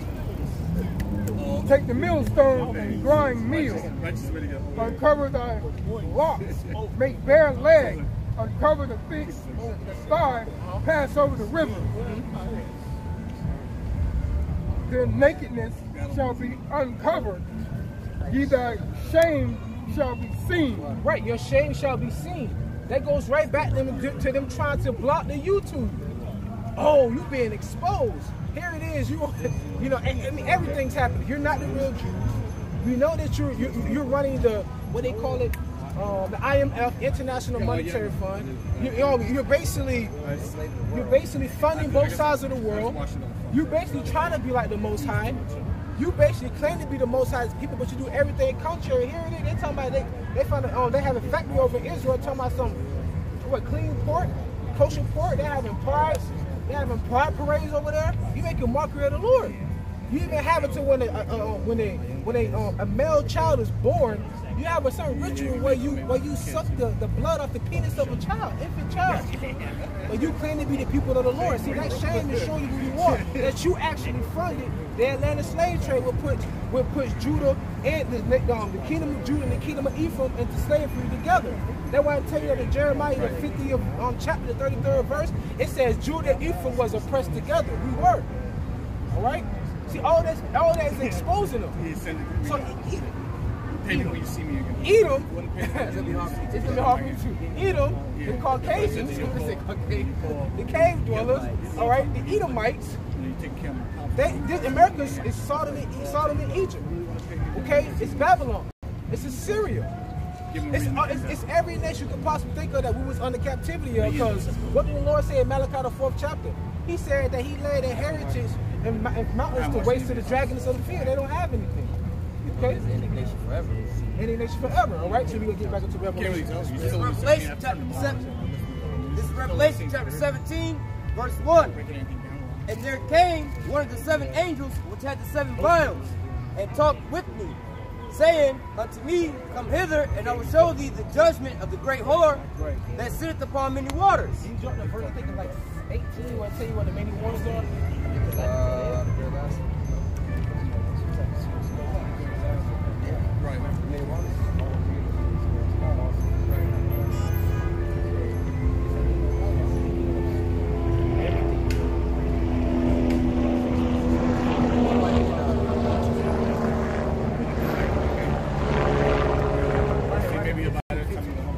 Revelation 17 and 15. And he said unto me, The waters which thou sawest, where the whore sitteth, are peoples, multitudes, and nations, and tongues. Hey, and America sits at the top of the G20 summit. Okay? They sit at the top of that. Here it is. America is the only main country that's putting sanctions and tariffs on all of the countries. You sit at the top. You the head Pancho. You the head of all the heathens. That's the whore that sits in the midst of many waters. And then it goes on to speak on, if you go back to the beginning of the chapter, this is verse 16, Revelation 17 and 16. And the 10 horns which thou sawest upon the beast, these shall hate the whore, and shall make her desolate and naked, and shall eat her flesh and burn her with fire. Now that goes right back to NATO. In the EU, all the allies of America, prime example, America, the Middle East Babylon told Turkey, you can't purchase these S-400s. But why are they upset with them getting it from Russia? Because Turkey's going to have a shipment of F-35 stealth fighters that's going to be shipped to Turkey. And they're like, hold on, wait a minute. You already doing business with Russia. The S-400s are designed to take down the F-35. I don't want you giving them intelligence on our jets. Hey, you got till June 30th or whatever it was to get to stop that deal. But somewhere around there, yeah, you got this X amount of damn time to cut that deal off, or you ain't getting the F-35. Hey, Turkey said they want us to go in business with Russia and help them develop, help with the developments of the S-500 Prometheus system. Hey, so. And then you got so many countries actually seeking that Russian S-400. You got India. Oh yeah. The articles on it, like you got a lot of nations like seeking that S-400. Brother, that's the spirit because right now we're living in that time where America's putting tariffs on all these other countries. And that's why you just said that. You said that they want S-400s too from India. Well, they just put sanctions on them as well. You know. Elon nasty. Elon got missiles. Yeah, they talk about that in scripture. Elon with the quiver. Elon got a lot of missiles. That's a country that's not really mentioned when you talk about missiles. They go post but with Elon at least got like 4,000 active. Yeah, they up there. I don't know how they got them, but I need to research and figure out how they got them because I know Russia and America got them German scientists. They got them, so I wonder how China probably resources. Because the country got a lot of natural resources like diamonds, gold, and rubies. You know, they can buy or purchase highly sophisticated military weapons. You know, just like him. You know, because it tells you Ezekiel 38, Ethiopia. All right, you know they got a lot of natural resources. All right, which is why China and Russia are going into Africa and taking it over. Oh, this is an article. President Donald Trump is trashing deals in favor of tariffs. This is from The Economist. June 8, 2019. New fronts in President Donald Trump's assault on the global trading system are opening up by the day. On May 30th, he dropped a bombshell on Mexico, threatening a 5% tariff on all its exports to America, rising to 25% by October if immigration flows do not fall. Okay? Now they're going to Mexico. The brother they're talking about India, right? Now check this out. On May 31st, he turned to India, announcing the end of long-standing trade preferences on around $6 billion worth of its exports to America. So all this has pretty much been piling up because Esau do everything meticulously. Now the brother was just talking about how they've been wanting to get them S-400 systems. Well, you know this S-400 system was made to destroy your F-35 stealth fighters. India wants some of them. Turkey wants some of them. I think a couple other people want some of them. Terrorists. That's all he want to do, man. I don't want you becoming allies with my enemies. But that's why they said they shall hate the horn, the tin horn. Going back into the NATO nation, because Turkey wasn't part of NATO. They technically still live, you know. You have Spain, all right, when America, NATO and them were sending their armadas over to Strait of Hormuz and then over in the Spratly Islands over the South China Sea. Hey man, Spain was like, fuck that, we bringing that shit back, man, because we always putting all our shit forward, but we don't get none of the gain out of it, bro. Every time I come over to your house, I pick you up, we go out riding in my car. I'm spending the gas money. But you always coming back with the bitches. How about we need to separate? I'm gonna go ride on my own and go get my own bitches while you over here crapping. That's what they doing now. That's why they starting to hate them because look, America's the one that's on top of everybody else.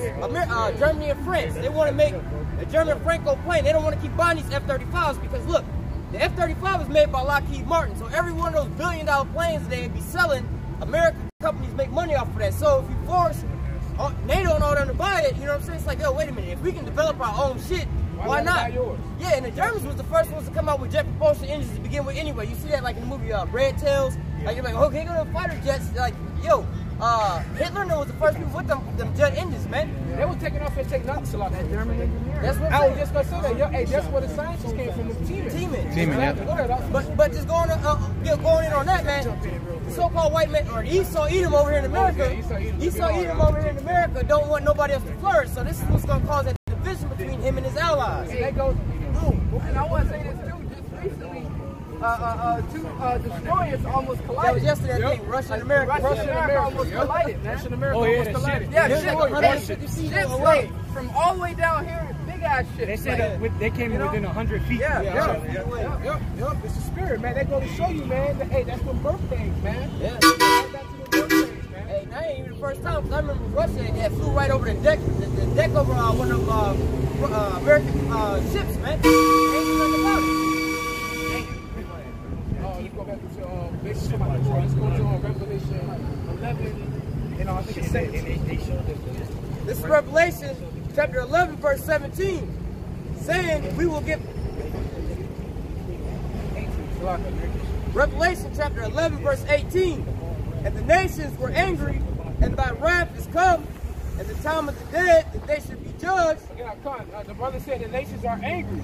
Now, I want to go into something called earth, rare earth. This is what America gets majority of its rare earth minerals and items that actually helps them make most of their technology and their medical devices and their military equipment. This is why, okay, you keep putting these tariffs on us. All right, we're gonna retaliate as well. Now check this out. Make sure you get from South China Morning Post.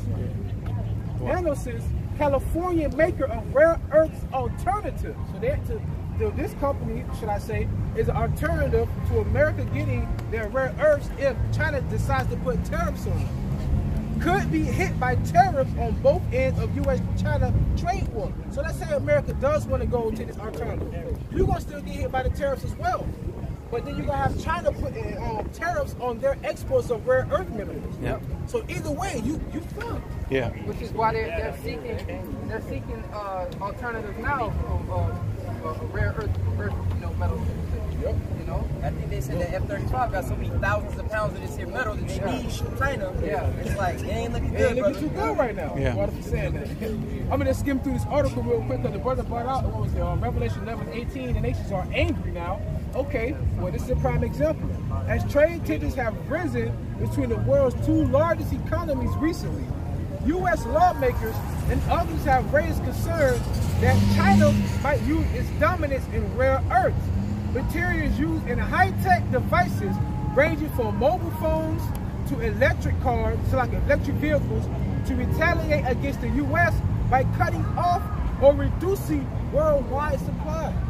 That's heavy right there, man. Yeah. Okay? You want to say something? I just said yeah. Okay, come. As a result, technology companies, electric vehicle makers, the government, and others have been seeking, so they ain't even really found it yet, seeking alternatives as well as new sources of rare earths. Companies are also exploring ways to recycle. Wait a minute, so they haven't done it yet, but now they're trying to find ways to recycle rare earths from discarded devices. Yep, that's why a few years back, you know, the iPhone 4S's, the hard, thick ones, they're like, you know, everybody was wanting those, you know, recycle them, man. You know, they have those same metals in them, like old cellular devices. Yep. You know, and that's gonna be a big blow to the economy. And that's gonna bring the prices up on all the electronics, all that shit. Hey, just think about the lithium battery. Every cell phone got a lithium battery. You about to go into self-driving cars and everything like that, man. The 5G system, the Mark of the Beast system, man. Esau Edom need this minerals for these technologies, man.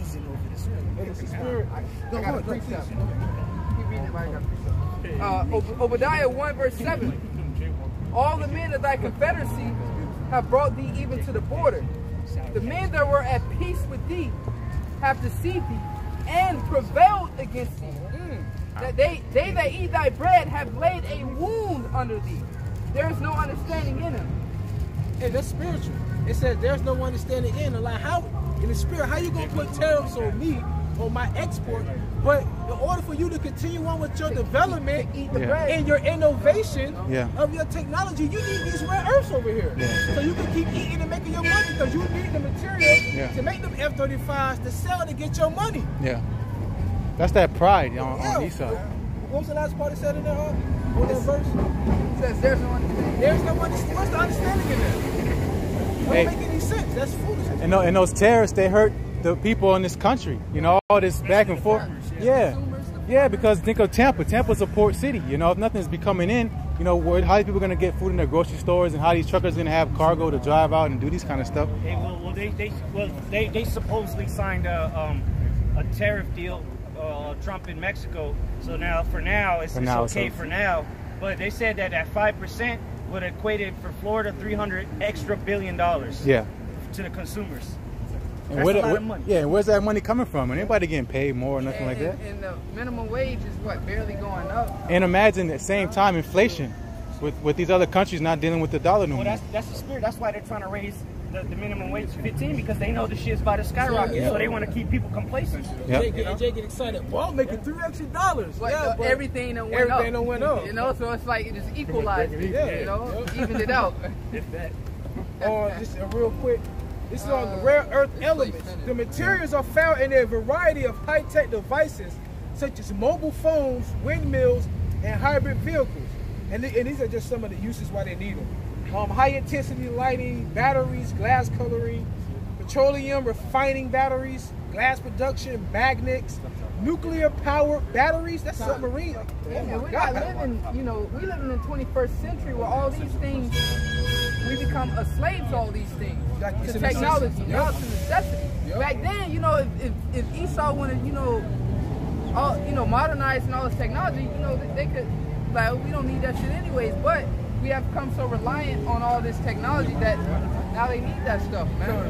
You know? Right. Optical fibers, flat panel displays, X-ray imaging, magnets, just a lot, lasers, microwave equipment. Hey, going into the medical equipment. Yeah, military, you know, all that. All that. You know? Your whole infrastructure is going to collapse. You know, call on Yahweh Shema Shai. That's just the spirit. But this is the thing though. That's the pride of Esau. Exactly. Because if he furthers this trade war, that's what's going to happen. But Esau, he's so prideful. He like that pride just got him going. Like, bro, you finna destroy yourself. Yeah. More percent. Like, bro, like 15 more percent. Yeah, like, playing? Trying to pull it back. Then they keep going. All right, like, bro, your pride, bro, you gotta. I don't want you to stop, but you gotta stop. But really though, if he let up, what you think gonna happen though? He pretty much stuck in one of the positions. He's like, yo, we gotta go all in now. All in and now. Now and never, because that's the pride. And then the Republican Party is the ones that, you know, they actually keep that shit going, man. Then he going, because I remember reading an article, there's like he look weak in front of his Republican Party. Like it's all pride. It's really all pride, man. You know, pride trick bag, boy. Yeah. He's getting hardened. That's what it is. Hardened. The both sides are hardened him like Pharaoh, man. That's right. Right. You want to finish up that? Revelation 11 and 17. 11 to 17. Revelation 18. Revelation chapter 11 verse 18. And the nations were angry, and thy wrath is come, and the time of the dead, that they should be judged, and that thou shouldest givest, and that thou should give reward unto the servants. You're going to get reward for serving the Lord. This is our reward right here. All right? Bringing this truth before the nations, before he destroyed these nations, and our reward is going to be salvation. So we all want the kingdom of heaven within us. We already got the kingdom. But what more could you not want on this side other than salvation? Because you're going to get everything else. That's it. We fight for salvation. If you get beamed up, you there. Oh, you there. You know? Everything comes with that. You know what that's like hearing? You sitting outside, you sitting out there in the car in the NBA drive. Philadelphia 76 have chosen, I buy. That's it. You've been elected. That's it. And I pray all y'all names get called. Drafted. I'm in there. I don't care if I'm on the practice squad. And we win the finals, I get a ring. That's right. You know what I'm saying? We in there. Hey, so let's just keep serving the Lord till we get up out of here. I couldn't call anybody else that. We all have God, man. Come on. And real quick, this is years ago, I had a dream about Yahweh crowning the elect, and it started all the way in the back. You know, one by one, brothers would come up, and it was like 2 single file lines, everybody facing each other.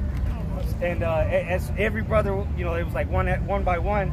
And as you went through the 2 single file line in between, you know, it was like just like that, you know, you get in the high everybody was cheering, you know, the brothers were cheering each other on. Ray Lewis and shit. Yeah. And then I remember it was my turn, and then I'm doing that, and then when I got to the front, you know, the Yahweh put the crown And then that's when I woke up because I got so excited in the dream. But it was just like that, you know. Brothers were cheering you on, you know, giving you daps. That's how it's gonna be, man. That crowning, that's that ceremony, man. Yep. That coronation. That's that marriage, man. That's that marriage. Finish that up, God. This is Revelation, going back to verse 18.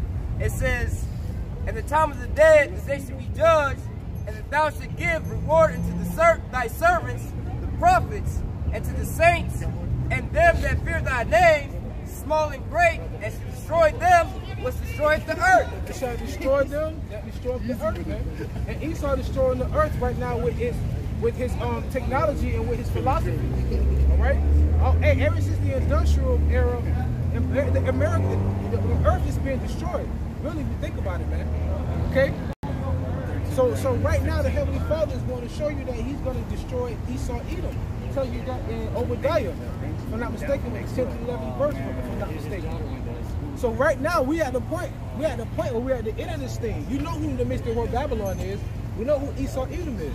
Americans, the mystery word Babylon is going to be destroyed off the face of the earth because of all the wickedness and because of the slavery that this land has been on. Everybody wants justice, right?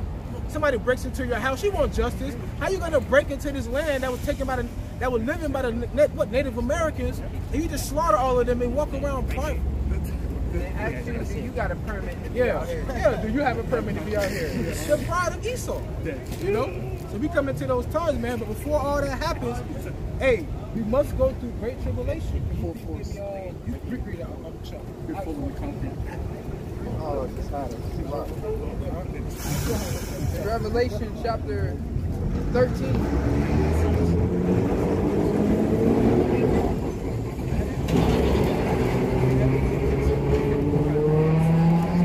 Revelation chapter 13, verse 16.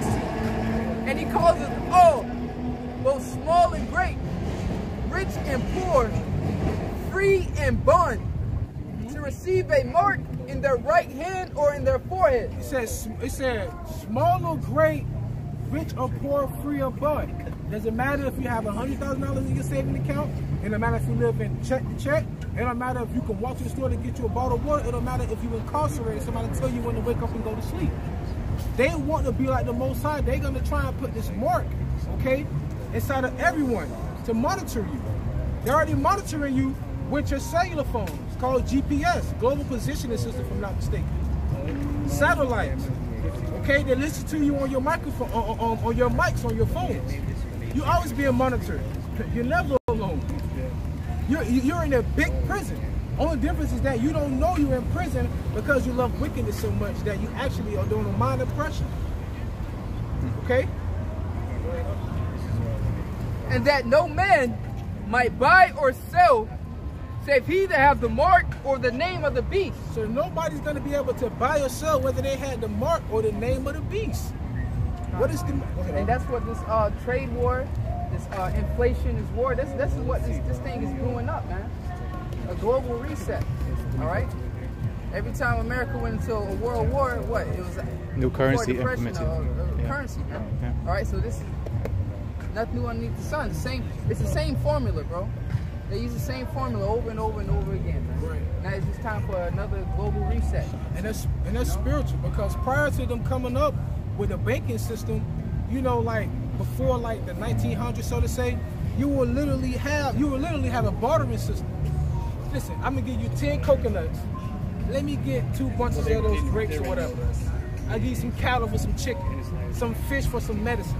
And then you started dealing with the natural metals, you know, silver, nickel, copper, and things like that. Yeah. Then they came up with this system, gold. Then they came up with this system here. It goes the Federal Reserve notes. Yeah.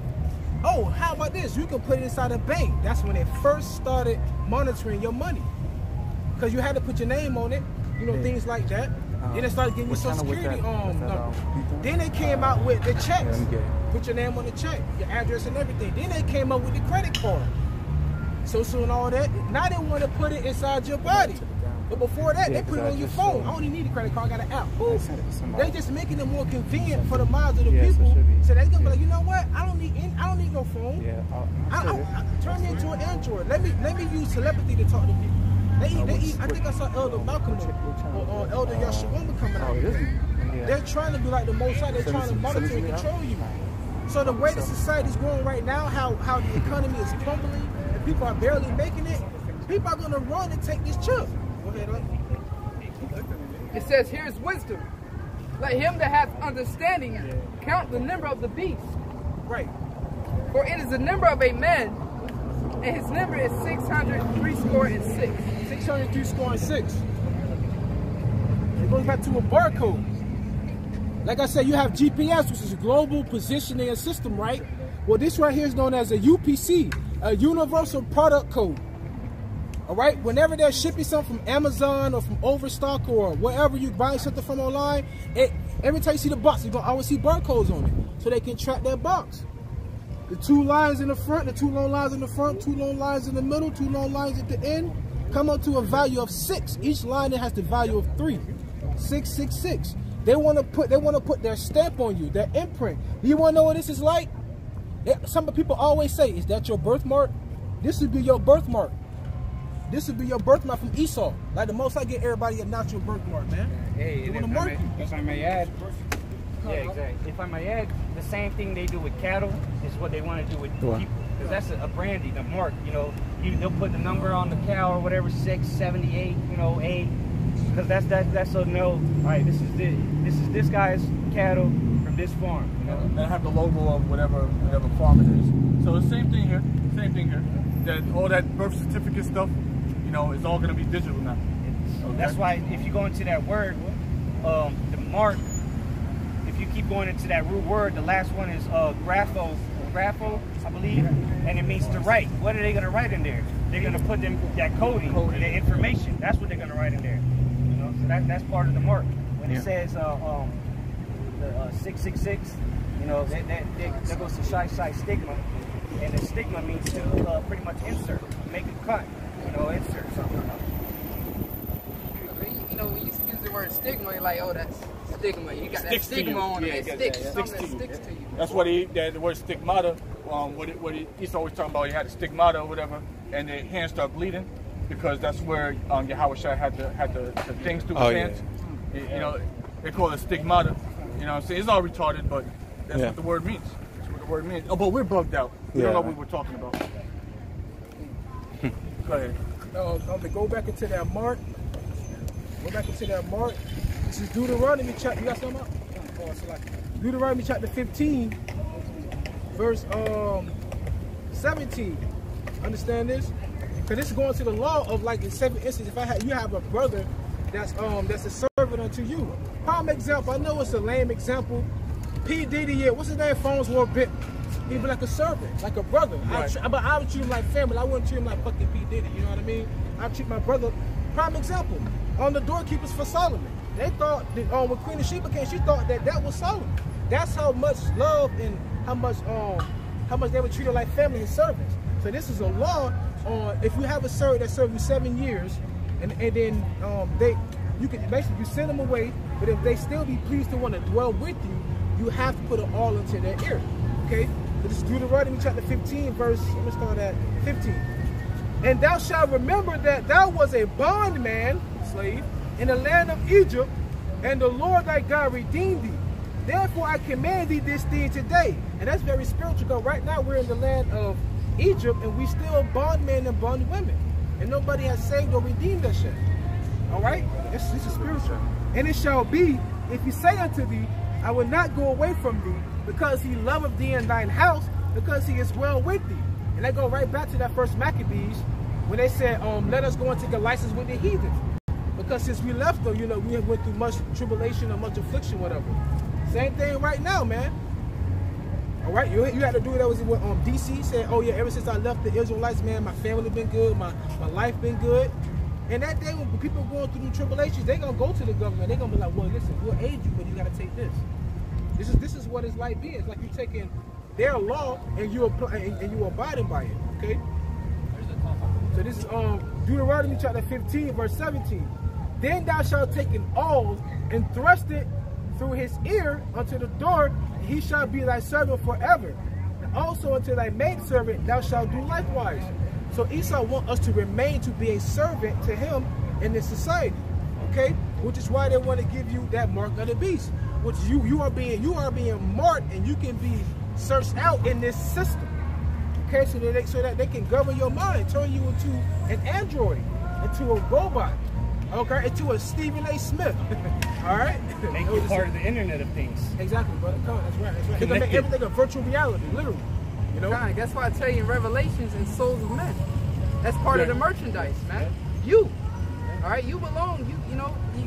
You can be bought. You know what I mean? That's that collateral. I give you the people. You know, you in debt. You in debt. You know, you can't pay back that money to elite bankers. All right, well, give us the people. Yeah. And collateral. It's that birth certificate. You know, exactly. That's the best resource. Yeah. Psalms 2 asking me, I should give you the heathen for our inheritance. The people. And like the brother just went into, that all just signifies that your possession, your property is somebody else. Yeah. That's right. Hey, we already been marked by the blood of Yahweh Shai.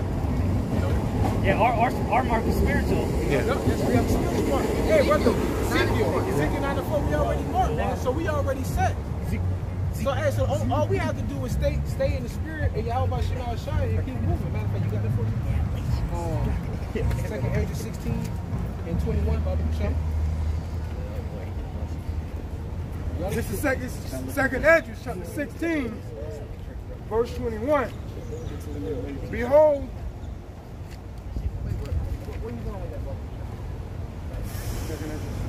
yeah, because I might have to yeah, it's Revelation 18, verse 11. And all the merchants of the earth shall weep and mourn over her, for no man buyeth their merchandise anymore. So we going into merchandise tariffs and all that, you know. It says the merchandise of gold, silver, precious stones, and of pearls, and fine linen, and purple, and silk, and scarlet, and all thy wood, and all manner vessels of ivory, and all manner vessels of most precious wood. And I know that ivory, man, that's why they be poaching. Yeah, the elephants and the rhinoceros, man. You know what I mean? Esau that hunter. He'll kill a whole fucking elephant just cut the husk off and leave a big old elephant right there just rotting, man. You know, like Esau is serious, man. He's a hunter. He's deaf. You know? It says, and all manner of vessels and most precious wood and brass and iron and marble and cinnamon. And cinnamon at one point in time was very valuable. You know what I mean? It says, and cinnamon and odors and ointments and frankincense and wine and oil and fine flour and wheat and beasts and sheep. And we're going to get into this right here. And horses and chariots and slaves and souls of men. So why is souls and slaves of men mentioned within the merchandise? Because you are merchandise. That's what this chip is going to do. It's going to make you a part of. You know what I mean? And also too, when you watch those movies like Taken, that's legit shit. You got people within the police department and the CIA, these little girls that go missing, you got them a part of that shit, selling them off over to the fucking Europe. That Amber Alert was called. Yeah. Amber Alert thing. That's a legit business, man. And souls of men. Then they take your ass over to Europe somewhere and you being sold sex slave, man. Yeah. Like you done. So souls of men. You know, you product. Yeah. How you think they get out of the country? Off a plane or one of them big ass cargo ships, man. You know? They'll throw like 30 of them in a container with a toilet and some water bottles. Yeah. Hey, but just go to Walmart, you see all the bitches missing. On the wall, yeah. They ain't coming back. Hey, yeah, and they somewhere in some dungeon or somewhere in somebody's basement. Yugoslavia and shit. Yeah, Yugoslavia and it's done. No hope. It's spiritual.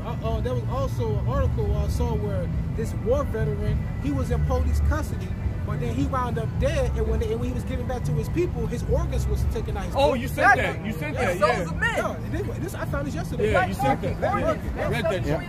But they also say, like, you know, with all the so-called data breaches that they got, Facebook, Instagram, all these things, they doing what? Leaking out your information. Why do they want your information? For what? Marketing and advertising, man. That's the #1 thing they need y'all for, because if they know the correct products to market and advertise, they ain't got to waste their time with bullshit, man. If Coca-Cola knew what flavor sodas that you wanted, they would only make that flavor of soda, not say the bullshit and waste their money, man.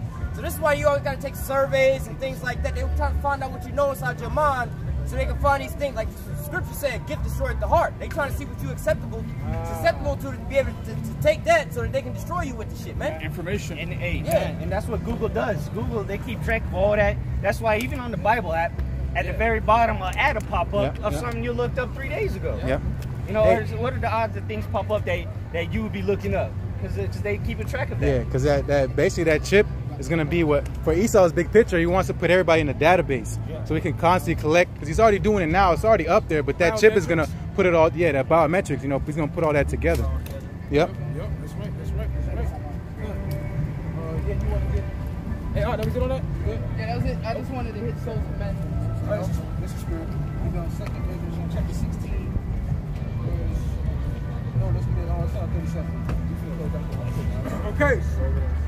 2 Ezra chapter 16, verse 37. Behold, the plagues draw nigh, and are not slack. Right. Take it yourself, brother.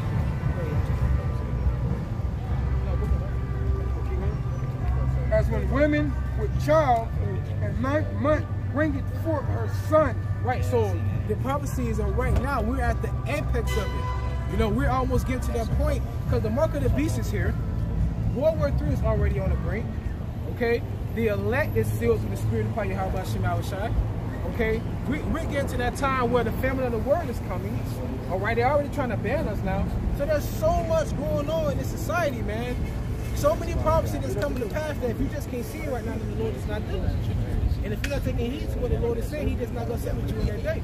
Okay, go ahead, Within 2 or 3 hours of her birth, great pains compass her womb. Right. With pains, when the child cometh forth, they slack not a moment. Right.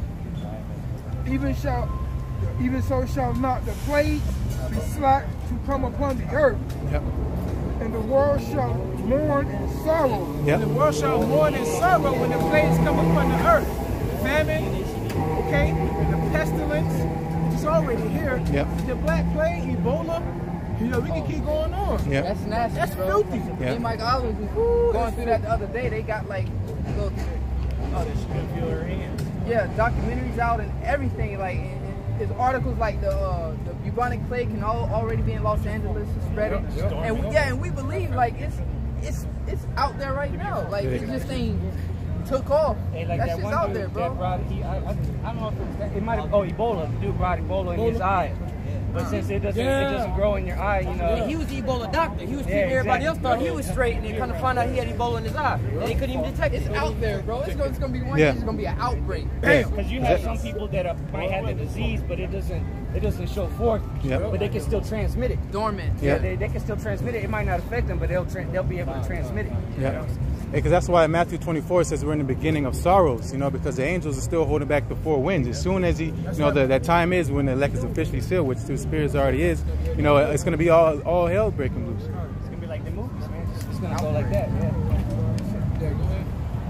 Shall come upon it on every side. O my people, hear my word. Make you ready to the battle. My people hear my voice. Come closer, huh? Come closer. Go ahead. O my people, hear my word. Make you ready to the battle. Right. And those evils be even as pilgrims upon the earth. The Lord said, make you ready to the battle. He said, and when the evil's coming that day, we're going to be like pilgrims in the earth. We're going to be nomadic. We're going to be in transit. We're not going to be, you're not going to be stationary. You're going to be moving on your feet in that day. It's even the scripture where it says that a man shall desire to hear another man's voice. That means there's going to be a lot of dead people. All right? Think about the movie The Road.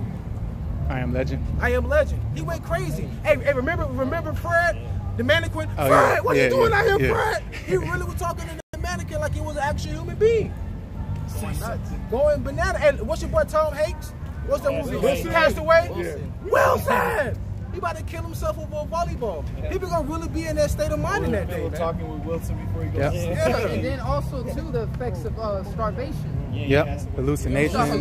Oh my God. That only takes 48 hours. Yeah, bro, it's just gonna be bad. Then the plagues of Wisdom of Solomon 17. Oh man, apparitions. Yeah. The rushing waters that they're in. You in the middle of nowhere and you get water.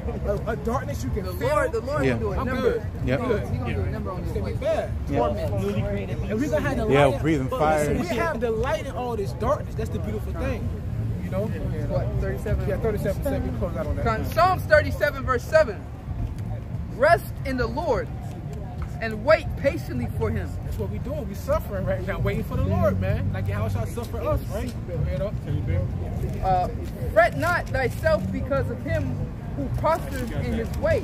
So hey, don't fret about Esau because he's prospering right now because his kingdom is still here.